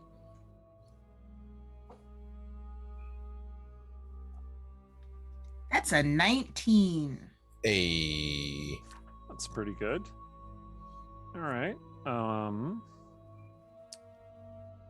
So the keeper looks down at you and he says, well, I'm not really supposed to do that, but you do make a good point. What is your business inside the inner ward? That is private information. But rest assured, it is good and honorable. It's also to find the person who made that crab in the sky appear. Oh, he shudders a little bit. You're not somehow connected to the folk who attacked us, are you? No.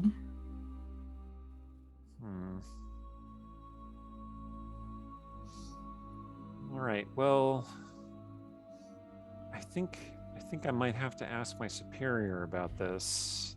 I mean, but do you really? I mean, we won't tell if you won't. You're right. He does seem real busy. And that's just going to be more paperwork for you, and it's just going to be a whole lot. Like, we don't need to get all bureaucratic about this. You're not going in there to do any violence, are you? Looks around at your No. weapons. No. They're We've done the ornamental. we've done the violence, and it was not against y'all. It's true. Well, okay. So I can't officially let you in, but I could go in myself and just forget to close the door for a moment. You'll never see anyone going through the door. Exactly. Especially if Setsuya makes me invisible again, Sarshan says. Are you going to make me invisible again? Yep, let's just do that. Wait, do I still have that? Son of a bitch! Oh, my class features changed so much. Ah. I know. Okay, just. Can you just look like you belong? Is that possible? Can you look? I'm hearing the words come out of my mouth, and I don't know why. I'm trying to ask you. Look like a sage of Candlekeep. You know you what? Sorry. Put a shirt on. I just realized, and he kind of turns toward his shoulder toward you, and you can see the tattoo across his back started to glow again. Is that supposed to do that? I think so. The moment she asks, is that supposed to do that? And he says, I think so. I just put my hand on the hilt of the rapier, but don't draw it. Like, I feel like the magic has returned. That doesn't worry you? No. I feel like that should worry you a lot. No, I don't think so. You know what?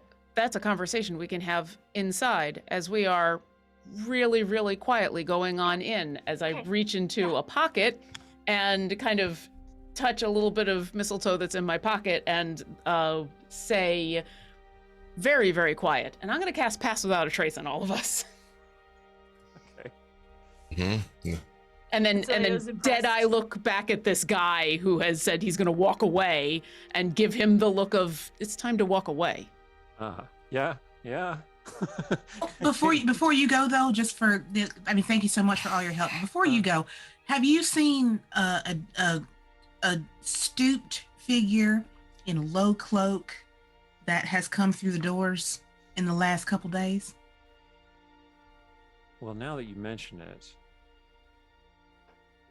there was such a figure who came through near the start of the battle, in fact. Did they say where they were going or what their business Oh no, was? in the chaos I couldn't even stop them, but they were definitely wearing a keeper's robe, so I just assumed that it was all right. They came through here? This Oh door? yes, indeed. Into And the did inner anybody ward. come through since then? Well, you emerged. I might have a solution. Or at least an assistance. Unless you guys have a way of tracking them otherwise. Okay, just don't freak out. Can I just go inside the door real quick for a second? The guy says, I'm not even going to keep up any pretense now. You could just go in. He just All right, touches the cool. door and it just slides partly open. I'm like, Cecilia sort of. just you, not are all of us, or Yeah, well, give me 1 second. Cecilia steps around the door and she changes into a wolf-like creature that's sort of more coyote than wolf. And she kind of sniffs around the door. Can I smell the last person who came through this door? Yeah, make a perception check. Also, as soon as she steps around the door, I try to just sneak on in. A door is open, I'm going on in. And so with Pass Without Trace, I have a 37. on Whoa. the moment I saw the wolf, I'm on the move also. So that's going to be And plus Only 10 a- to whatever. only 38.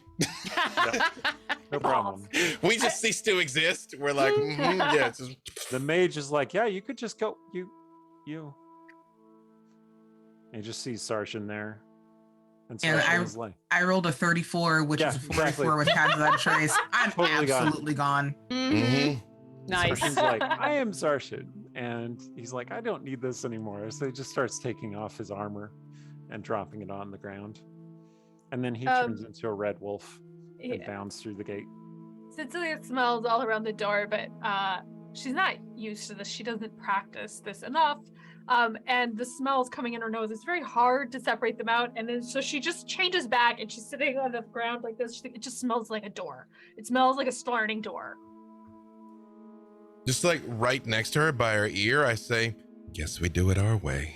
And then, like, keep moving inside. All right. How are you going to find this person?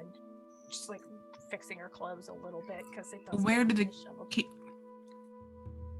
Excuse me. And she says from around the door so that the person who is watching the door does not see her. I got one more question for you. Yeah. Where do the keepers go? Well, they have their own quarters, but there are many buildings with many books, and they could be going any direction at any time. Okay, where are the keepers' quarters? Scattered throughout the buildings. I don't know exactly where all of them are. Oh, all right. Well, that's as good a place to start as any. Thank you very much. You didn't see us anymore. That is literally the case. And the door starts closing. Mm-hmm. So what's it like once we're actually in here? Like, where are we now? All right. So in the inner ward of Candlekeep, it is basically a city of buildings and towers, just kind of growing out of each other at all different directions. It's the architecture varies from the mundane to the very strange and exotic. Like, there are buildings that are just bulbs of glass, and there are buildings that appear to be ships that are overturned or just docked here, and they're stuffed full of books.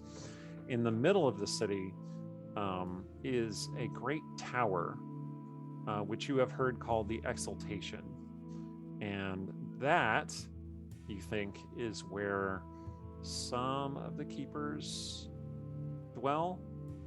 But generally, people live all over the place here in the Great Library of Candlekeep. Do we have any reason to know where essentially the forbidden section would be?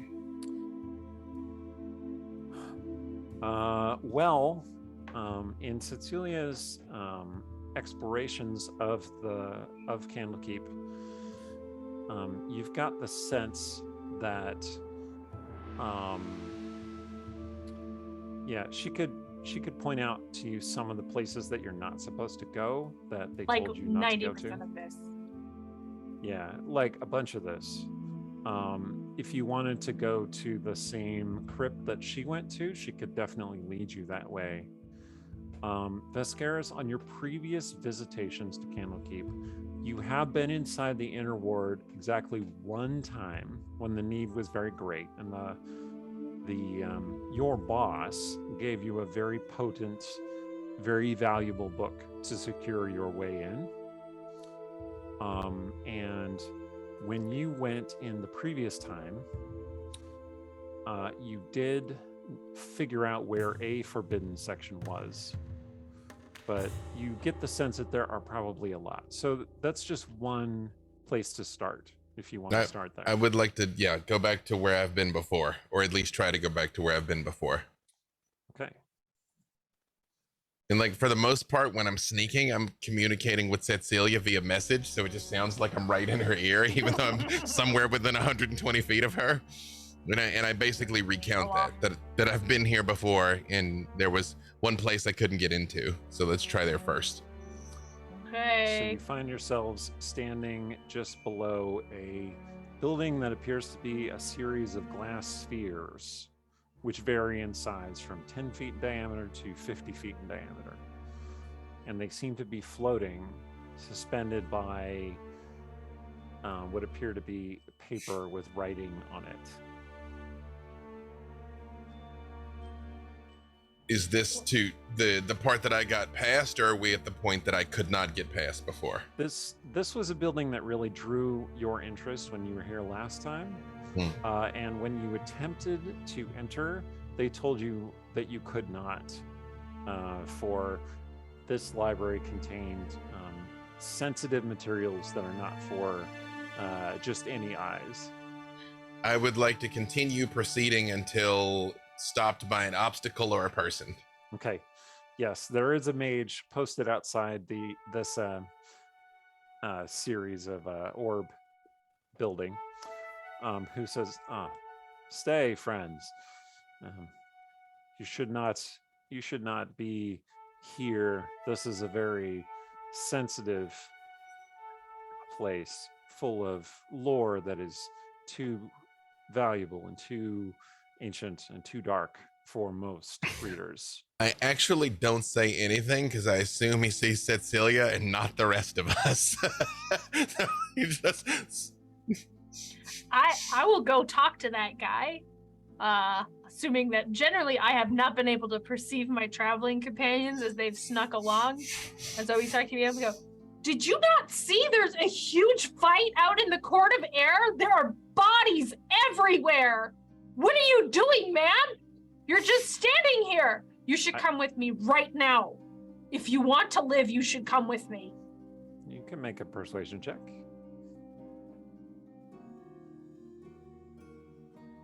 I'm a little good at those. 25. He says, well, I have sworn a solemn vow to guard this place, to Helm, the god of guardians. I talked to Helm. He said it was more important that you guard the front gates. Did you not see the astral dreadnought? I did, but I was told to remain here. Now he looks nervous. I hit her with message and I just ask, has anyone else come or gone recently? Has anybody been coming and going here? Yes, one of the readers came through and needed entry. But he Wait, had who? the insignia of his rank. I did Which not reader? know him. There are so many readers. Okay, so a strange reader that you didn't recognize came in Well, here I know him by during an face, attack. Okay. just not by name. He is an old man, wizened, with a few wisps of beard, Oh, stooped, perhaps? stooped, shuffling. I'd like to have snuck up and around so that I'm just to Oh, yeah. the side of this person. Yep. Same. And as they say this, I'll break stealth and quietly say, they came in just before the dreadnought appeared. Well, shortly after the fight began. So they used the dreadnought as a way to get on in here.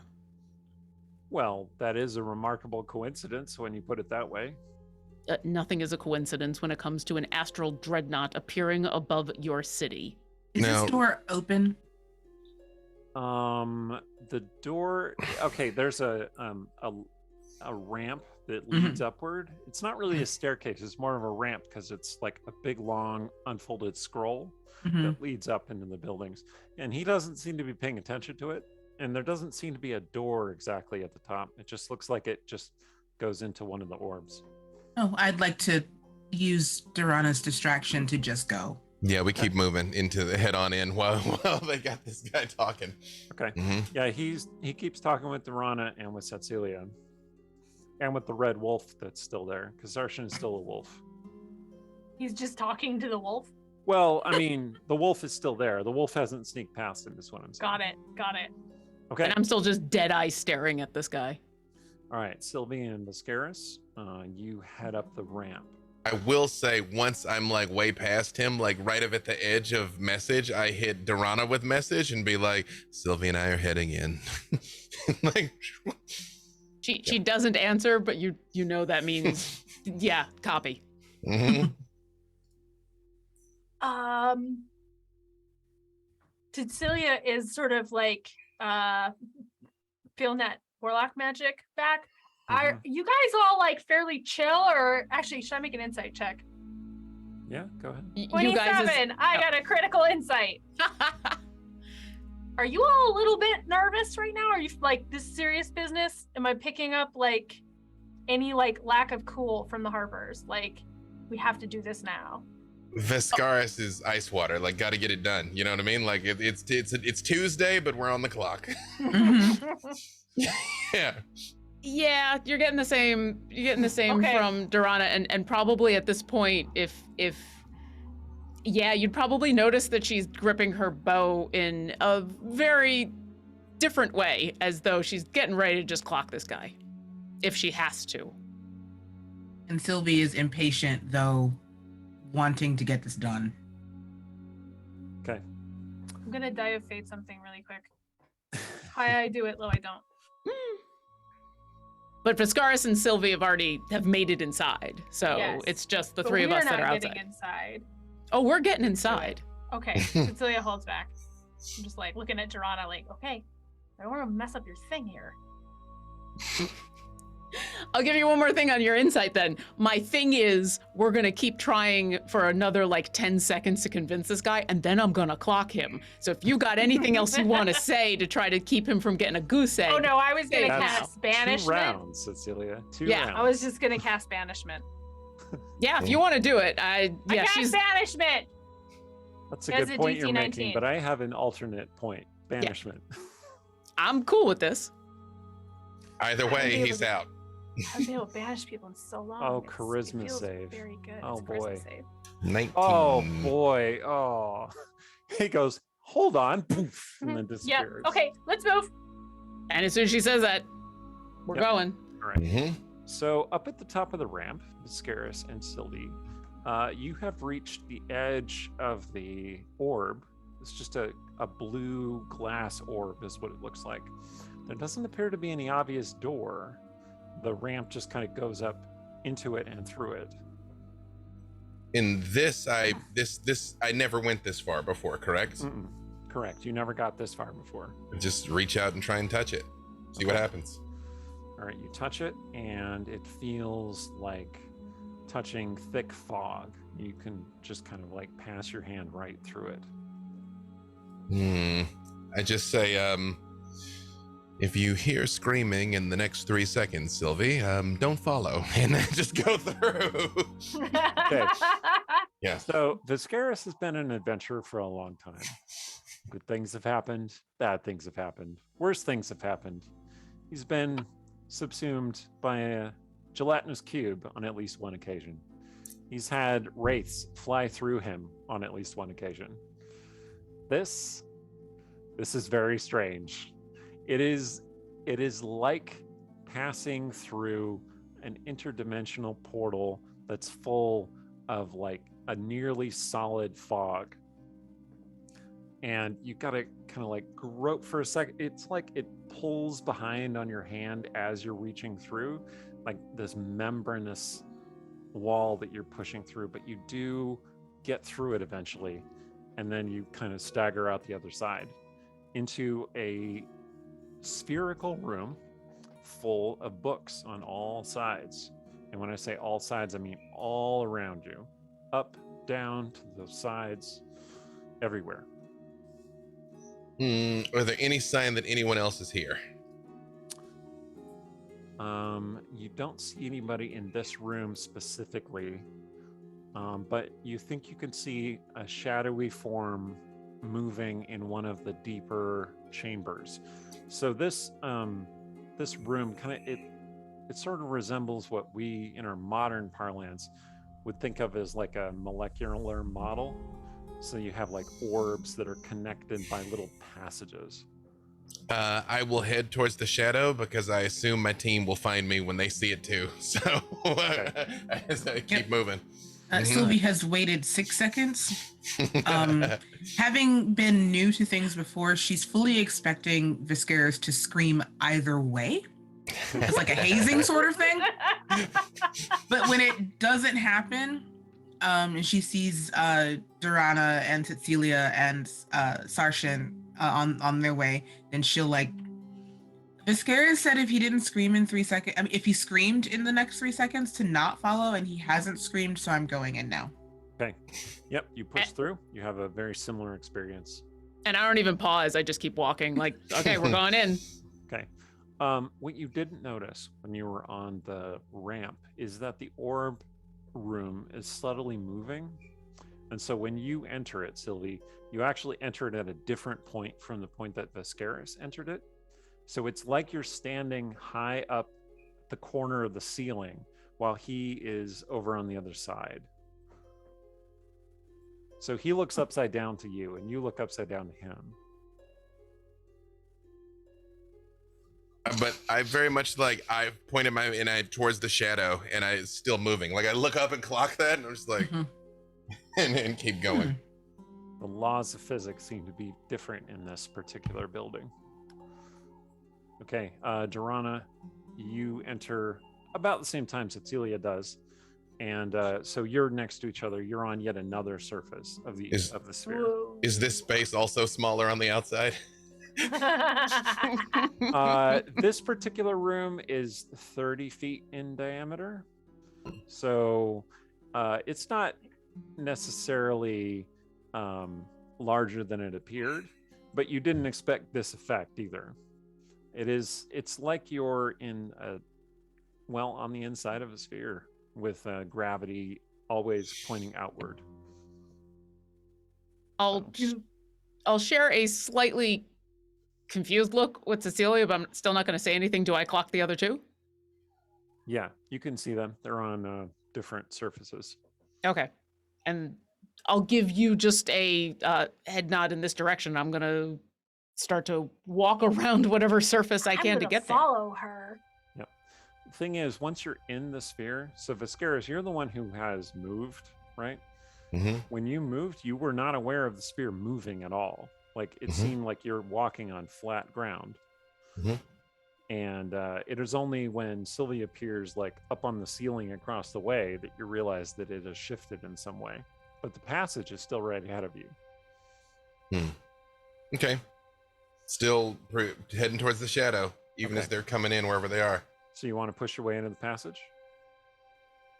Yeah. Mm-hmm. Okay. Yep. So the books seem to have made some path for you. You weren't aware of them moving, but they must have, because it is very disorienting in here.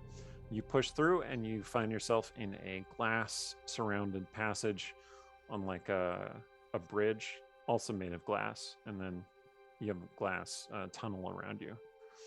And it feels very stable here. You look down and you see the ground below you, like 20 feet below you. But no sign of the person or the shadow? Well, not in the little tunnel, but the tunnel then connects to another spherical room. Keep moving. Okay. Does anyone follow Vescaras? I do. Okay. Mhm. I'm gonna, as we're moving, we're passing by bookshelves, right? Yep. Can I just read a whole bunch of the titles just to get an idea of what's in here?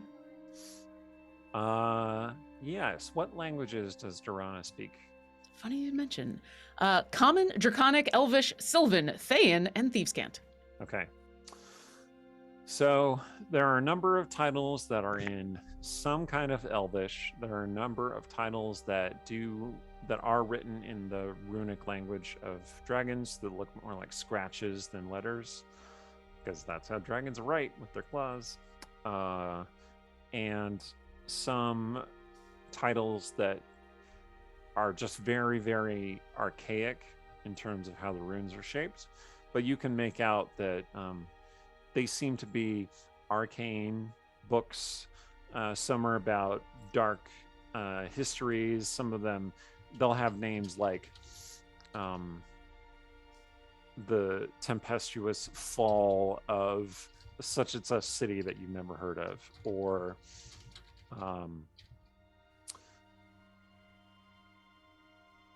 necromantic rituals in practice for raising an army of dead, or things like that. Just like all kinds of strange things.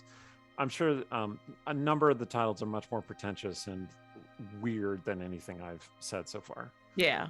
And I'm not necessarily looking for a specific book or even stopping if I don't recognize a title. I'm more just trying to get a sense of, all right, is this the fiction? Is this the nonfiction? Is this the necromantic rituals area? Is this the forbidden volume of Tusk Love in here? Yeah. Exactly. Is this the 10th book that we've never heard about? You know, just a general sense of what, because I'm assuming there's an order to this. That might be an assumption. Make an investigation check. Okay. So an investigation would be, in this case, putting together clues and observations. Yeah, that's what Sylvie and Vescaras are for. That's a 6. Okay. Durana's not super great at investigating, but not unless it's out in the forest. yeah, you don't really catch any particular rhyme or reason to the titles. You do see a book that says The True Life of the Chosen One, which is bound in some sort of red leather. And for some reason, that book catches your attention. I will stop and look at Cecilia, and once again, not saying anything, but I'm doing the thing where I'm looking at you, and then I'm looking right at the book, and then I'm looking at you and looking right at the book. I look right at the book. Yeah. And I give you the, this mean anything to you look? I turn on, I have my detect magic back. I have my Eldritch Sight back, don't I? You do. It's fantastic. I missed this. I'm not thrilled that my mom died to give me this, but still. Anyway, it's complicated. Is the book magic? Oh, yeah. A number of books in here are magical. This one particularly so. I want to grab that book. Okay. True Life of the Chosen One. I've never seen this in my life. But it's glowing. Is it about someone who walks in the sky? And it really under my breath, out loud to you, I'll say, got a weird feeling about that, but we should follow the others. And then just turn and go. Stick it in my bag. Stick it in my bag and chase after her. Look back to see if Sergeant followed us or not. I don't know which one, I hope. Yep. You see this red wolf just kind of running around the sphere. Every time he comes within 30 feet, he gets passed without trace again, and then he leaves. Like, for about 60 feet, he's really stealthy, and then Ooh, okay. I'm just gonna hope he's okay. All right, let's go follow him. Okay. Despite all appearances, he is a grown-ass man. So So you idly slip the book into your backpack, I Yes. guess. Okay. with good, the withered. Good. Perfect. I'm sure that's totally I'm fine. sure that's fine. It doesn't matter if they Like the record to show, I was in another room. I didn't see any of this. Yep. Hey, I know BK, it's in, how are you making this happen? I know it's in the bag, and if things go wrong, then I'll just kill her. It'll be fine. Okay. Vescaras, you have pushed your way into the next chamber, and you see What's your a charisma squat, save, stooped Dorana? figure.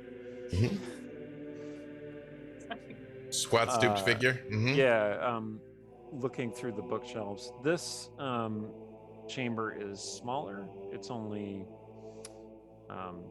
20 feet in diameter, so it feels kind of cramped. And when you come in, the figure is on the same level as you. Mhm. I get very, very, very close to them, and I try and look over and see what it is they're reading. Okay. He, and it is definitely a he, appears to be kind of pawing through a book with gnarled, white-knuckled fingers. That is about, well, it's kind of hard to say, but the runes scripted there appear to be pretty dark and fearsome just to look at. Is there any physical sign I should know to look for as Zhentarim? Is there a tattoo? Is there a mark? Is there a the same way we got our pins? Is there anything that they identify themselves to each other? Anything external? A lot of the older Zhentarim have marks somewhere on their body, which they can show to people. The Zhentarim are a little rougher than Harpers about this. Like, you know, once you're one of us, you're always one of us. We're gonna tattoo it on your body. I But just want the record to show my Harpers had tattoos. It was better that way. Continue. all right. Well, I'm not saying the Harpers don't have tattoos. I'm just saying the Zhentarim embraced that practice much earlier. There's only one way to be sure. So while he's doing this, I'm like, dope. I cast polymorph on him. Wisdom 18. Okay. I can't wait to hear what you're turning him into. Yeah, I'm very excited for this. Oh, he did not make his save. Turn him into a little kitty cat. Poof. And I pick him up by the scruff of the neck, and I pick up the book he was reading, and I turn around and go back to look for them. Oh boy. Yep. Did you find a library cat? I think this is who we're after. And I think he was Did you after do this. that? Yes. We can always extract the information that we need later. This mean anything to you all? What's the book? Yeah, I'll take the book from him.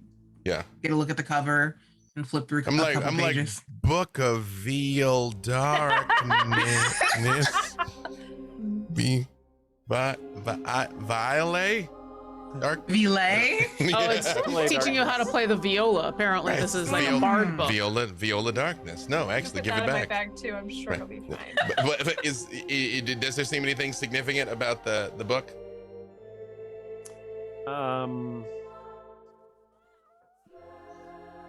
You hear the cat mewing, but the book does appear to be some esoteric work of dark lore.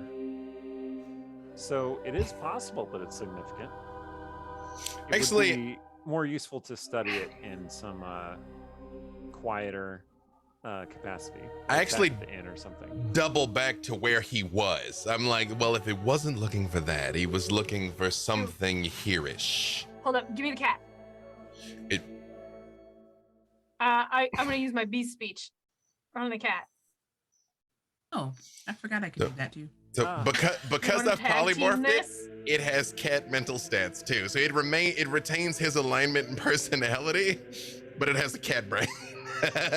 So do with find that something what out. you will, Dungeon Master. I'm a cat. I'm a kitty cat, and you meow meow meow, and you meow meow meow. Mhm. How'd you get in here, kitty cat? I'm hungry. I don't buy have never this for eaten a before in my second. entire life. Oh, that's a real cat. That is. What happens if I feed you to my wolf cat? Does your story change? You don't scare me. I'm gonna take the cat back to Sarshan. Sylvie, come here with me.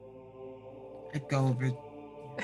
Just for the record, while they're doing this, I'm very much investigating the area he was searching in. And That's good because we sound like this. Yeah, that's all you hear. Cecilia, before you walk away, I'm gonna say, give me that book. Which one? Oh, this one here. Yeah, the True Life of the Chosen One that we found. And so while you take up the cat, I'll go back to the other two and just hold it out and say, bad vibes.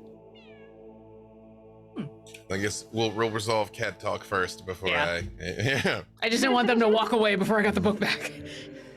Okay, so you take the cat over to Sarshan, the I'm gonna wolf. hold the cat up to the wolf and be like, "Okay, now, cat, what do you think? Ah, Wanna you tell weren't us about your bluffing. boss." You weren't bluffing. Hey, Sarshan, do you need a snack? I can always here's use a the snack. Here's the thing, cat. I like this wolf more than I like you. Who are you working for? I'm not working for anyone. Are you sure you're not with the Zhentarim? I'm working just for me. For food. Can I insight check the cat? Yes. You may insight. Glad that's the sentence you got to say out loud. Yes. I Yes. feel like I've grown today. 17. I mean, it's kind of hard to tell because it's a cat. Yeah. I But think, Cecilia, I think it might actually, like the magic Vescaras used, it thinks it's a cat. Yeah, I just figured it would remember something. Every cat I've ever met, and let me tell you, I have a sort of familiar, it's complicated. Anyway, he never forgets anything. He's holding stuff over my head that happened years ago. I just figured this cat would also remember what it was doing 5 minutes ago. But at the same time, they're extremely stubborn. So That's very true. I mean, we could always take this fine feline outside, put it in something that's big enough for a human, and then the Vescaras could go poof, and then it'll be a human again, and then we could still have Sarshan threaten to eat it. that's I true. could eat it right now. We're not, no, we Can need you to talk to understand it me? first. He looks at Sylvie. You can Yes. understand me. Huh. Yes. This is amazing. I mean, technically I can understand small beasts, but I guess Magic is weird. He runs in a circle around you. Yeah, okay. We're gonna go back in the other room. I Just, like your you know. new friend, said Celia. I am glad. I think he's a little traumatized by that whole thing with the astral dreadnought. Make sure you don't lose him. Darshan or the kitten? Yes. Holding this cat like a burrito. Yeah, 100%. She's definitely holding the cat like a burrito, like around the middle. Did you wrap The it up cat's in your like, scarf and ah. did you wrap it up in your Barehanded it. scarf and make a burrito? No, barehanded. It's a Barehanded kitten, burrito. right? I'm assuming it's a little kitten. You hold it around its Yeah. little chubby tummy. Its little legs are sticking out. I made it the smallest cat possible. Yes, absolutely. Little beans. Yep. Mm-hmm. Mm-hmm. They're evil spy beans, though. Don't be fooled. Yeah. Okay. I guess to investigate, I have been hot, but that's still a 30. We're super spies. You really are. Really are. All Yeah. right. Like you're looking around and you're kind of connecting the names of the books, and you're like, this doesn't like. You don't think there are any spell books in here. You're not sure what kind of dark magic would be being researched in here. Even the book that he was looking at, it appears to be like a very, very, very extra sage's account of like the time that I met a necromancer and the dark secrets he unveiled to me, sort of thing. Doesn't seem all that reliable. In fact, you turn it over, you look at the cover, and you realize that this might be entirely a work of fiction. But it's still here in the secure section. Like we're missing something. Yeah. Why is he here? Why is this here? I'm still explaining your 30 investigation. So Oh, lovely. lovely. This draws you to look at the books, and you realize that this book, like, there isn't an obvious place on the shelf where it would go. It looks like it was like crammed between a couple of books. Is it a cipher? You're looking at it, trying to figure it out. I point out all of these observations to everyone. Does it resonate with your detect magic, said Celia? Is it glowing? It is not. No, this is the book. They'll take a lot of crap to get in here, I'm just gonna tell you. It's possible. It's just someone's trashy novel. Nothing is ever that simple. So Definitely hold on to it. Like, okay. Okay. And then I'll hold up True Life of the Chosen One and say, but this thing is, I don't know if it's connected. Gave me the heebie-jeebies. Open it and read a little bit. Do we get any insight into who the chosen one is? Oh, okay. Make a wisdom save. Oh, Right. That's- this one is the Book of Viola Darkness. About to say, we found a thing that I'm not particularly good at, but I rolled well. Dirty 20. Okay. So, all right. So, you realize, you start reading it, and you're starting to read more and more of it, and it's describing this young man who was born on the outskirts of a city, tortured by people, disliked by people for no reason, like they persecuted him for no reason, but he sensed that he had a great destiny, and he became a noble warrior, even though he was small of stature, blah blah blah blah blah. He joined an adventuring company, You found someone else's trashy novel. and then one day it happened. The gods fell from the sky, and he saw his destiny approaching, and he took into his hand the crimson sword that would slay these gods, and he would rise above and become the greatest of the gods. Crimson god-slaying sword mean anything to anyone? Well, and the sword was called God's Bane, but within it was a shard of deceit and one day it would betray him, but that day was not this day. Make another wisdom saving throw. I was about to say, I flip. I want to know how it ends. I When roll he less. asked that, I would just say I roll less well that time. 17. Yeah. Okay. So, everyone else, Vescaras is like really into this book. Like you're all like, hey, hey, buddy, what's up? And he's like, mine. He's just reading through. I need to know how it ends. This is clearly important. Sylvie actually like she hovers over his shoulder, like, hey, this, and then she like even like pats his cheek a little bit. Hey, Vescaras, what is so interesting about this book? Something about a Godslayer sword. Like, no, this could be the thing that we are here to find out. This could change everything. If there's a sword that can kill the gods. But that's not what That seems like we're a real meant bad to idea. do. Well, but that might be what they're looking for. Think about it. What could the Zhentarim do with access to such a weapon? No, you're right. But also, you are reading this like you are interested in the sword itself. I am very interested in the sword itself. Why wouldn't I be interested in the sword itself? Now who's maybe turning into an evil villain? I'm gonna try and take the book from his hands. Okay. Fight. Make opposed strength checks, I guess. Oh boy. Being I- strong is not my jam, huh? I was gonna say, could I use athletics? Yeah, you can use athletics. Can I use acrobatics?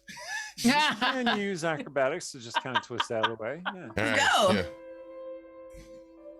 21. Shoot, 18.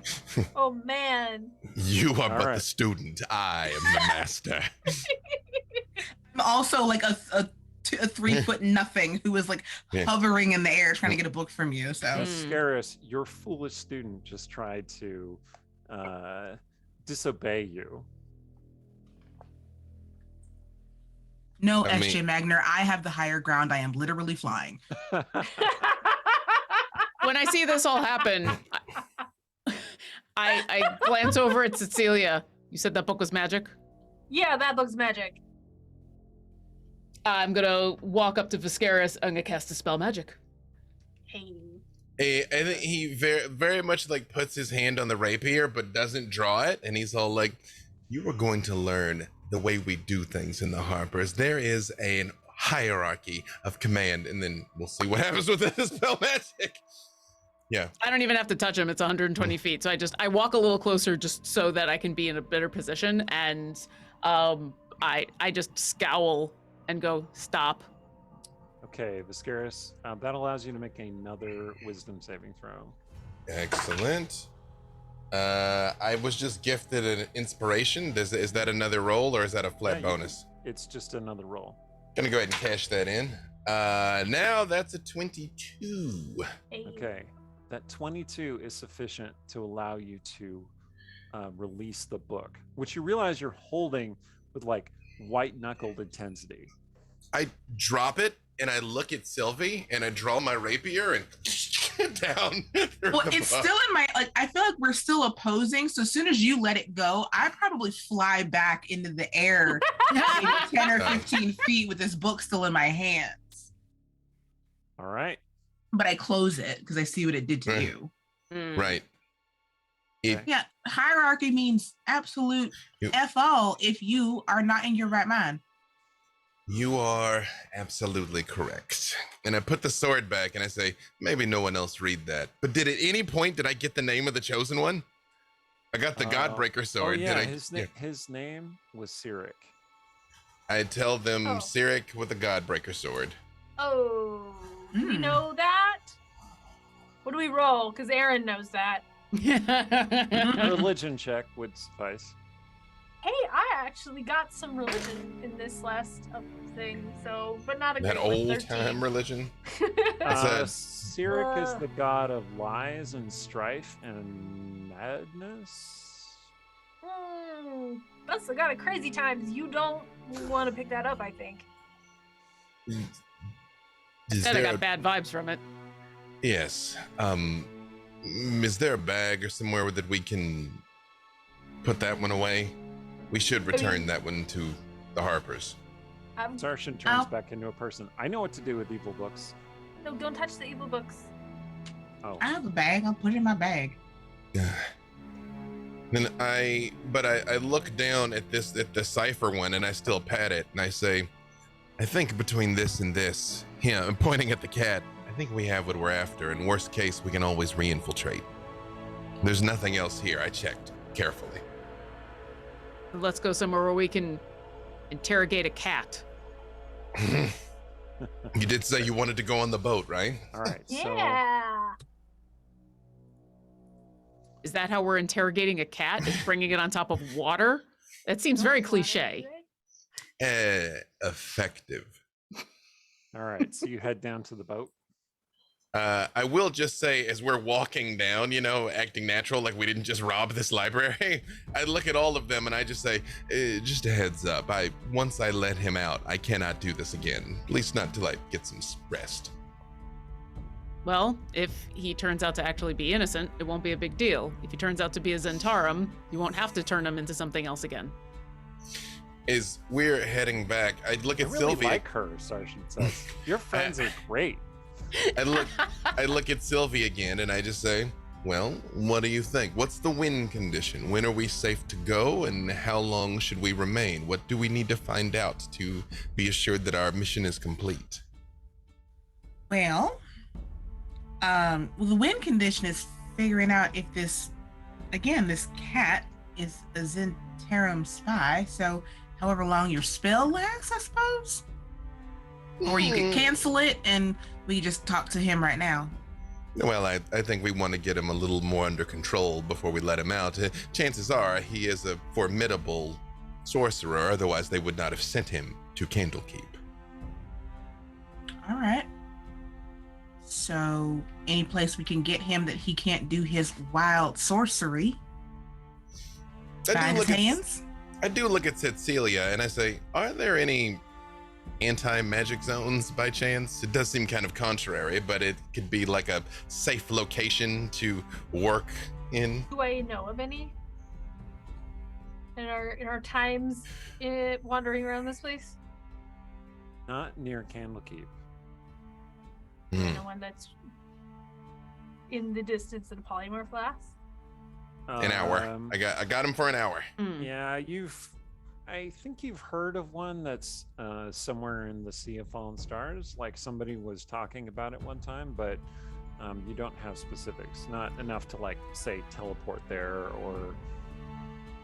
I'm surprised Candlekeep doesn't have a clean room, you know, because they've got to get They gotta get skiff books in here. Yeah, they damp down all the magic, so you figure there'd be a place they could go to take the book of violas and see. All right, if I open this up, We're just, is it going to eat my soul? Let's just find out. You know what I mean? Make it a little less bitey. exactly. There might be, but you're not sure where it would be. When we come back out to that dude that let us in, is he still Let there? us in. Yeah, he's I have there. a s- Well, he's Oh. there and he looks very nervous. Yes, I have a Cecilia. similar question. I banished that guy, and I just remembered why I wasn't going to be banishing people. Did he come back? Did you hear a pop? Yep. Is he from this plane of existence? Well, would've- that's the thing. Remember that thing I said about the evil chronomancer? She can get in my banishment sphere, and so it's a little less humane than it was previously. But did he come back? She's busy. He did come back. Yeah. Okay, good. I was gonna suggest He looks very confused. That's fair. we just walk by him because They walk out like we own the place. Yeah, and I'm like, hey, question, friend. Are there any anti-magic fields or such anywhere here at Candlekeep?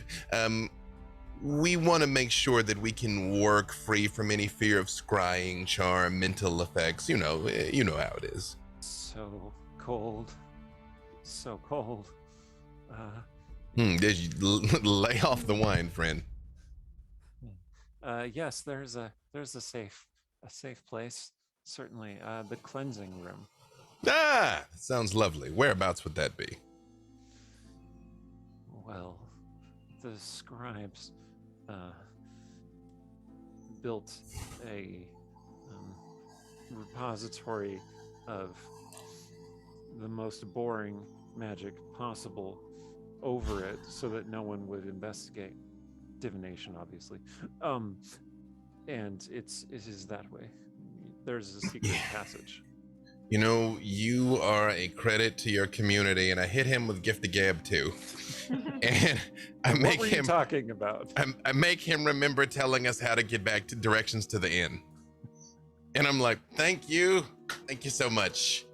Why did I feel cold? I don't know. it's maybe you're coming down with something. Yeah, and like very much hightail it in the direction he said, because again, I only got this guy for an hour. So all right. Yeah. So there's a tower with books that are dedicated to divination, the fine arts of which reagents to use, the interminable debate between silver mirrors and limpid pools of water, that kind of thing.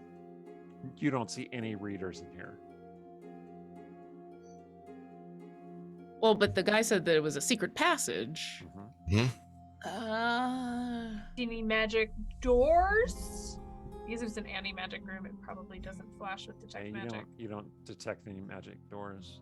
You do I'm gonna feel do a little investigating. Yeah, you feel a little dampened, like a little low magical energy in this room. Okay, what'd you get? Dirty 20. Okay, yeah, you could find that there is definitely a trap door that would open by some mechanism, but you're not sure of the mechanism. I will just say every time like Sylvie like does any of these things, you hear these like proud little noises. You know, like it's like little things like that. You know what I mean? Like, ah. You know? Well, in the interest of academic Harper pursuit, I'm gonna try and trip the mechanism on the door without finding the required lock. Okay, do you have like thieves tools? Or... I do. Excellent. I'm going to need you to make a dexterity thieves tools check. Fantastic. I'm actually gonna give her bardic inspiration. I'll be like, "You got this, Sylvie. Extra D8." 8, lovely. I'm not entirely sure how to do that on D&D Beyond. I think it makes it a little weird to do tool checks and stuff. Like there must be something that I'm missing. I usually just add another skill that's thieves tools because yeah. And I am proficient with them, so that's gonna be a 31, I believe. Oh boy. Okay. It's like, I feel like very much Vescaras is looking over her shoulder, and he's like trying not to say anything, like. You're Make proud good of choices. her. Making choices. Yeah. You're backseat dadding. You're just in the audience, like. Yeah, but I don't say anything. She's gotta learn. He doesn't know it, but I can hear these little intakes of breath that he's like he's trying not to. And I'm like, I'm just trying to tune it out because I appreciate it, but So okay, so you end up you find the mechanism, you kind of like trigger it. There's this whine of gears, like it's not really supposed to work this way, but you do manage to get it to swing upward. I will just revealing say, a staircase. When she does that, I look at Durana and I say, "No magic. If it comes to that, you prepared to do it the low-tech way." And I just put my hand on the hilt of my sword and look at her. Always. And I go down the ladder because I want to be first in case the anti-magic field starts here, because then Kitty is going to become not Kitty anymore. And I want to know. Oh, I better pull this out first then. Starship sword appears. Is that how that works? Is that how that? Okay. And Freya does the same kind of thing and snaps that she has a battle axe. I don't know. Let's find out. Where did this? Right? It's great. Right? And actually, I take the cat from her, but draw the rapier.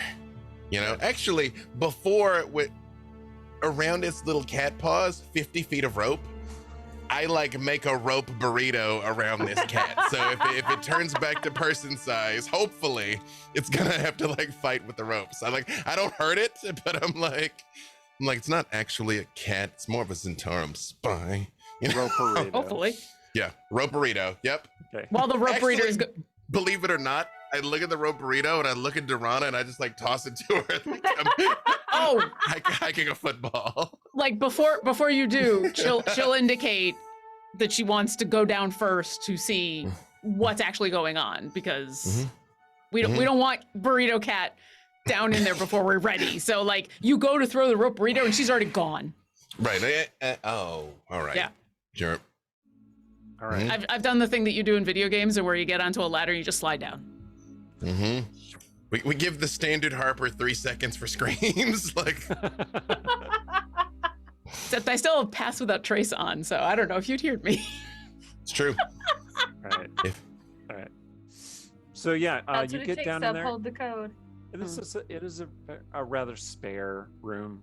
Very few furnishings. There's a desk, a couple chairs. It looks more like a work room, like a tinker's room. There are implements on the table, small knives, a press of some kind. It looks like a combination, like sanitization room and where you go to repair books. I'm gonna take a quick look wherever I've got my Harper pin hidden, because I've not only turned it on that it's invisible, but it's also like ducked under clothing in case. And so I want to look, because if this is the clean room, it should not be visible. It should not be invisible anymore. Yeah, you look at it, it is not invisible. And with that, I'll call up and say, "This is the room." You, a moment later, like a spiral football, a cat comes hurtling towards you. I would like to. Becomes a man at some point. I was about to say, I would like to dodge the cat burrito. Yeah. If he's innocent, we'll heal him later. If he's not, this is the first part of the interrogation. Either way, but I would like to not catch the cat burrito. Okay. As the cat burrito is coming down the stairs, he just suddenly turns into a person and comes flying toward you. And can I just do a... Yeah, you dodge out of the way. He smashes into the table, knocking most of the book repair equipment off. And then he lies there groaning. Oh. Good, you're still alive. So, what were you doing in the room? What happened? What? You became a cat. Meow. What? Very, very much down the stairs immediately afterwards, especially when he comes back like. Why do I have the overwhelming feeling, the overwhelming need to lick my Anyway. You can do that later after you answer our questions. What is it? What do you want from me? I stab him in the leg. Pitiful old man scream. Since we are in this no magic room, is there anything that appears on this gentleman that would identify him as a member of the Zhentarim? Like, as he's being stabbed in the leg, I'm basically like manhandling him, looking for Zhentarim stuff. Well, let's see. So you're like pulling up his sleeves, pulling down his shirt, pulling up his shirt on the back. You go nearly to pantsing him, but you don't actually do that because I pants him. I don't care about this dude's modesty. Like, I mean, like, yeah. Vescaras is like, no, silly. You see, this is where you gotta look. That's how they don't think you look here. Him. Yeah, right. I'm not pantsing him. Yeah, no, search this old man. You don't find any Zhentarim tattoos. You do find one tattoo, however, which looks like it looks like an inverted triangle, but like there's a circle at the bottom cutting off the tip. Did it mean anything? Yeah. Yeah. Can I make a history check or something? And it looks to be a very fresh tattoo, like recently acquired. Yeah, you could make a history check. Vescaras, I will give you advantage on this check. Woo. 16 for me. Thank you, because that went from a 2 to an 18, so that's going to be a 26 history. So wow. All right. So Sylvia is like, isn't that like some kind of bardic mark? And Vescaris goes, that is the mark of Stong Makuk, noted Wait. bard from Hold up. Westgate. What? See, Vescaris has heard of this particular half-orc bard from Westgate who has a very unique style of music. It's loud, and he's never heard it himself, but it is described as chaotic and not making a lot of sense. Atonal, perhaps, would be how he would describe it as a professional. Cecilia, you know this person? Lots of syncopation, Yeah, but not necessarily villainous. right. That is a fan mark, you're pretty sure. Well, he's reading a fan book. Oh my god. Hold up. I'm gonna lean over the guy and be like, who did the tattoo? He looks up at you and he says, I didn't get their name. Lady Amicare? Is this the guy from before? Yeah, you recognize that this is Azarin, the guy Are from you before. serious? Mm-hmm. Oh, You I know want this to kick guy? him in the ribs. Oh. He works here. Oh, why? Oh, I did it. I just said I want to. I was about to say, when she looks at him like she wants to hurt him, I say, well, do we need to? He's harmless. He just works. I mean, I don't know. Maybe he's not harmless. You know, I realized you didn't But he see his works here. face before I turned him into a cat. And I lean down and I like very much pin him to the ground with the rapier. And I say, listen, friend, I'm prepared to admit that I made a mistake here. And yet, unfortunately, I can't leave any witnesses either. So I'm going to need you to give me something to justify all the time and effort we've now wasted on you. Okay. What? We're looking for someone stooped, old, basically you like, that is Yeah, me. relatively new here. Well, That has been not sneaking around especially- in the same areas that you were sneaking around in. Wait. Are you? Why It's are not you the- looking for It's such? a not the time to be coy, friend. And I very I- much like point the rapier at him. Well, I mean, there are many sages who are like that. I have only recently become a reader. I used to be an adjutant. This would be someone new. They've been here just a little while. I know people come and go. They live here, but a relative newcomer. Well, the only person newly arrived in town would be Mistress Amicare there. And he points at Cecilia and her companion, Cecilia Dove. That is just a nonsense conversation. He mixed up me and Kayla. Spoiler alert. I'm This not is- Lady Amicare. This is the second time I've heard about this Caliph person, and quite frankly, I've never made her acquaintance. Is there any chance that person is a Zhentarim spy? I don't think so. Zhentarim You don't spy. think so, or you know they aren't? Well, okay. So she went away for a while. She came back all like undead stuff, but As soon as this guy on the ground, he says Zhentarim spy. Is this in surprise, in shock, in? Yeah, he's like, huh? What? Does he recognize the name? Zhentarim is a pretty common term. Yeah, he does. Okay. As he says this, I'm like, knowing that Gift of Gab is at our fingertips. Yeah, that's what we're looking for. Well, I've never had any dealings with the Zhentarim. I couldn't even tell you what their badge looks like, although I assume it's like a Z or something. Let me ask you one last question, friend, and I do mean last question, pending how you answer this. Yeah, I If understand. you felt like there were some spy here, where do you think they'd go first? If you were trying to steal something from Candlekeep, the most forbidden of knowledge, where would you go? Well, you'd probably make a connection with an adjutant, and you'd ask about something. not very suspicious, or something that they probably wouldn't give you much knowledge about because you'd want them to think that you were harmless, but you were really trying to find some deeper knowledge, and you'd convince some poor fanboy to write you a scroll of entrance into the Emerald Door. A poor fanboy. Like he looks over at Cecilia. I have a question now. Who told you a Zhentarim spy was in Candlekeep? She did. He points No, at no, no. Rana. I'm not asking you. Vescaras, who told you there was a Zhentarim spy in Candlekeep?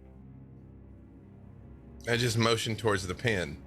You know how this works. Okay. Is it possible that you've been fed bad information? Because I feel like someone has mischaracterized some stuff, possibly, based on some things that someone just said in rather detail-laden fashion. I'll look over at Vescaras and say, "You didn't get a lot of information." I mean, it wouldn't be the first time we were fed a bad hunch, but Cecilia's gonna pull out her non-detection amulet, which has a Z on it. Yeah, it does. you're kidding. I'm not a Zhentarim spy, though. I very, very like roughly palm this dude's head like into the floor and like gift a gab. Like he just was helping us. We got lost and he was trying to help us get in. He fell down the steps and hurt his leg. Yep. You know? Ah! Like, get up and storm out. He finds himself trying to lick his leg for some reason, but he can't quite reach. I'll come over and pull out some basic bandages and stuff and just not roughly, but just be working on where the leg was stabbed and hurt, and finally look up at the guy and say, "Should watch out for that first step." I'm gonna going chase after back to the Vescaras. boat. I'm gonna chase after Vescaras. Okay. Hold up! And then yeah, I'll follow. I don't like. What is this? Is this bad? Am I in big trouble? Or is Now that somebody I can, messing with you? now that I can actually see her pendant, does it mean anything to me other than a misidentification? Somebody saw a Z-Pan and was like, that looks like a Zhentarim. That seems legit. Well, it is definitely a Zhentarim badge. You have seen one of these before because you claimed it from an agent who came trying to kill you. We'll talk about it on the boat and put that thing away. Look, I just needed a non-detection amulet because there's an evil chronomancer attacking me, and also I needed to get out of some messes. I think there is a lot more going on here than either of us suspect. But I kind of pat that book. I say, but no matter what that guy's deal was, this book didn't belong there. I'm That like, doesn't seem accurate. come on, let's go. I'll look over at Sylvie. Silver linings. All right. Shall we get on a boat? Get on the boat. Okay. All right. Okay. Climb onto the boat. Can my Mhm. house fit on the boat? It is a big boat. It is a big house. I was about to say, yeah, how big's the house and how big's the boat? Well, the house is just like a little hut. Like it looks like about 20, 25 feet maybe in diameter on the outside anyway. Maybe it can just lean on it and kick its legs and paddle. Like a kickboard. So the house stands up on its very tall legs and it's like down onto the boat. Is that thing housebroken? Yeah, but it might eat if like there's chickens on the boat, it might eat the chickens. But otherwise it might fish. Why wouldn't that? Yes. You know, I didn't even ask. Where do you need us to take you? That's a good question. The Sea of Fallen Stars, I think. Is that right? Did I remember right? Yep, that's correct. Yeah. It's kind of a trek, but It'll give you time to catch up. Like, the moment we cast off, I just say, I'm going to go meditate, and then I'm going to sleep, and then we're going to figure out what on earth is going on. And just Thank you. Thank I like- you. look at her, and I look at that pin, and I look at her again, and I say, you know this makes us even, right? Yeah. Thank you. She's like, she's on the boat and there's this collapse and she looks like she might start crying, but she's gonna hold it back. Do you think normally, knowing Vescaras the way you do, you about to cry would be something he would stop for, but he very much just like turns During that. and leaves. Yep. Durana is going to move away from you over to Sylvie, ostensibly to give you a moment, because she doesn't know you, but she'll walk over to Sylvie and say, you did good. Thanks. I mean, for a first mission that was extremely lacking in information, I don't think we did too bad. No, I agree. I think we got the best out of the situation and we actually didn't murder that guy, so worked Yeah, out for the no. best. Not to eavesdrop on your conversation, but I was very impressed you didn't murder that guy because I was thinking about it a lot. Me too. Was I? Sergeant says. Am I the only one who is actually opposed to murder? Yes. I am You hear how opposed to slow he was talking? I'm opposed to murder if it's the wrong person. It was the wrong person. It was so grating to listen to. I'm glad I wasn't the only one. Anyway, I'm really glad this all worked out and we didn't have to fight, because I'm not sure I could have beaten both of you together, Sergeant says, with a smile. No, you couldn't have. No. Yeah, I definitely like you. I'm gonna go to my cabin and reflect on this mission. Not the strangest Harper mission. Is there a crew on this ship, or are we Oh it? yeah. Okay, Oh, all no, right. There are other crew who have been. This is essentially a trade ship, and you were passengers. I just wanted to make sure that I wasn't going to say, I'm also going to my cabin, and now the boat is just crewless, you know? Like, I didn't know. The witch hunt will just kick it. Well, the captain is either a Harper or someone who is just allied with the Harpers and does work for them, or owes them big. And you tell them about. It's a spectrum. There's gradients on that. Exactly. Yeah. You tell him about going to the Sea of Fallen Stars. He spits over the side and he goes, "Fine, set sail. We need to catch the tide. Guess we're not going to be doing any trading in the library city. Oh well." And then you just start going away. All right. And one last thing, Vescaras, as you are resting, you have dark, unsettling dreams about the Chosen One.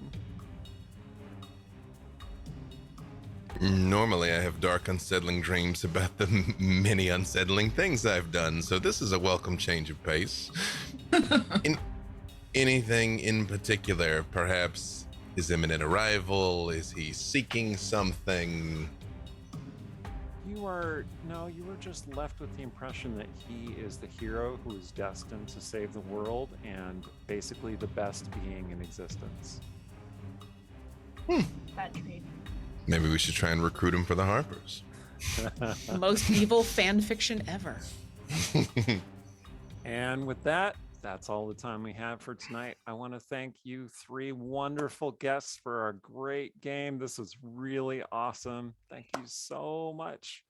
Thank you for having us. This was lovely. And this was awesome. I do believe there is an additional piece of business, an after credit scene such as it is. Okay. Well, We let's find out who won the drawing. That is Oh, true. yeah. shall we do the credits and then have the after credits scene? Find out about the drawing. That's how we usually do it, right? Okay, good. Great. If you guys Seems can legit. tell us where can people find you and what awesome things are you working on while Yang Yang does the technical magic that makes the drawing happen. So if you want to enter the drawing, now is your last chance. Thank you, Exclamation Yang point Yang. ticket. We're wrapping it all up. Stop, Dave. Tell us about where to find you and your Man, great works. where can't you find me? Follow me on the Tweetagrams at B-Dave Walters. I'm almost everywhere. This Monday, I was on Kolok. Last night was doing a bunch of interviews. Today, I was in 2 places at once. Tomorrow, we'll be back in Ravenloft. Friday, we'll be doing a charity game for Waiver Race Crisis Center. Friday, New York by Night. Night Falls again, family. Check that out, too. And a bunch of other fun stuff that is coming up. So just follow me at B-Dave Walters. And if you see me at Comic-Con or if you see me at Gen Con or an unseemly giant that may or may not be Eric or me, say, hey, what's up? Yeah. We look so similar, man. When you get high enough, there's just cloud cover. It's just distorted. It's like seeing past the clip play. That's just a torso walking through the convention center. Yeah. We're going to be standing next to each other and people are going to be like, oh yeah, just 2 normal guys standing there. And they get closer and closer and they're like, uh-oh. I mean, that's true. That guy must be really close up. Actually, he was really far away. I will say this. I had a friend once that was a little person and I had a mug that was about this size, which is gigantic. This is about the size of a human skull, but it looks normal when I'm holding it. And I would hand it to her and it was just like, look like it got huge. And she handed it to me and it looks like it got small. It just like would freak people's minds out. Yeah. All right. I will go next. Yeah. Sure. Just like B-Dave, I'm not as busy as B-Dave, but you can find out everything that I'm doing on Twitter at Latia Jaquise, which is my name. I will also be at San Diego Comic-Con. I will also be at Gen Con. You can catch me at Gen Con. I'll be at booth 2519 for most of the convention because what I forgot to mention at the beginning of the show was that I am the community relations coordinator for Monty Cook Games. That is my full-time job. So that's where I'll be in San Diego Comic-Con. I'll have some panels, I'll have some shows. That's pretty much it. This was fun. Yeah, thank you. I guess my turn. It's your Hi, go. I'm Lauren Urban. I'm the content coordinator over at Idle Champions of the Forgotten Realms. You can find me on Twitter as ObaLauren. You can find me on Friday playing on the TTRP Gifts channel. We're doing a fundraiser for the National Network of Abortion Funds. So I'm going to be running a game. The whole event is happening July 1st through the 3rd, but I'm specifically going to be running a game on Friday of D&D for some awesome people so we can raise money for an awesome fund. You can also find me as the DM for Distinguished Adventurers, which has just started our post level 20 one last job adventure. So if you'd like to listen in on basically a level 20 one shot that's going to go for a couple of episodes, that has begun, and you can find us wherever fine podcasts are sold. I am also Neb on Children of Verte, who is pretty much the exact opposite of the character I just played. So, but I had a ton of fun playing tonight, and it's always a pleasure to play with all of you. And when I found out who I was going to be playing with, I was giddy with joy, and I'm so happy. Thank you. We're so happy Lauren. to have you guys. I'm Erin M. Evans. You can find me on Twitter at Erin M. Evans. You can join me every Wednesday at 11 a.m. Pacific. Don't come at 11 p.m. Nothing's going on twitch.tv/CNE Games for Champions of Lore with B-Dave Walters and Trevor Bettis. You can also listen to our podcast, Writing About Dragons and Shit, wherever you download your podcasts, such as Spotify. And on this channel, you can join me every Monday at 1:30 p.m. Pacific for Concentration Check, a co-writing space where you can come and get some work done with me. And we are ready to pick our winner. Sorry, I saw the word countdown and my brain shorted out. So also, as long as we are chatting, thank you, Meyer Doug, for the bits. That was very kind of you. And in just a minute, Yang Yang will tell me who is the winner. If you are the winner, you will be messaged over Twitch, and Yang Yang will get your info. We'll get a drum roll. It's Kathy on 334! Hey! You are the winner of a mystery gift from Norse Foundry. Nice. Friend of the show. Thank you very much. Amazing. Oh, Well. beep. Nice. I appreciate that self-censoring very much. Thank you. Well, we can only do one, otherwise we get demonetized if we're even monetized in the first place. Thank you, everybody. This was such a great time. Check out all of their other shows. They are also amazing, and I am so happy and honored that you came to be with us this evening. Thank you so much. And until And next thank you, time, by the way. Thank you for Yeah. running it all for us. thank Absolutely. you. It was my pleasure and honor. Thank you, everybody. See you next time.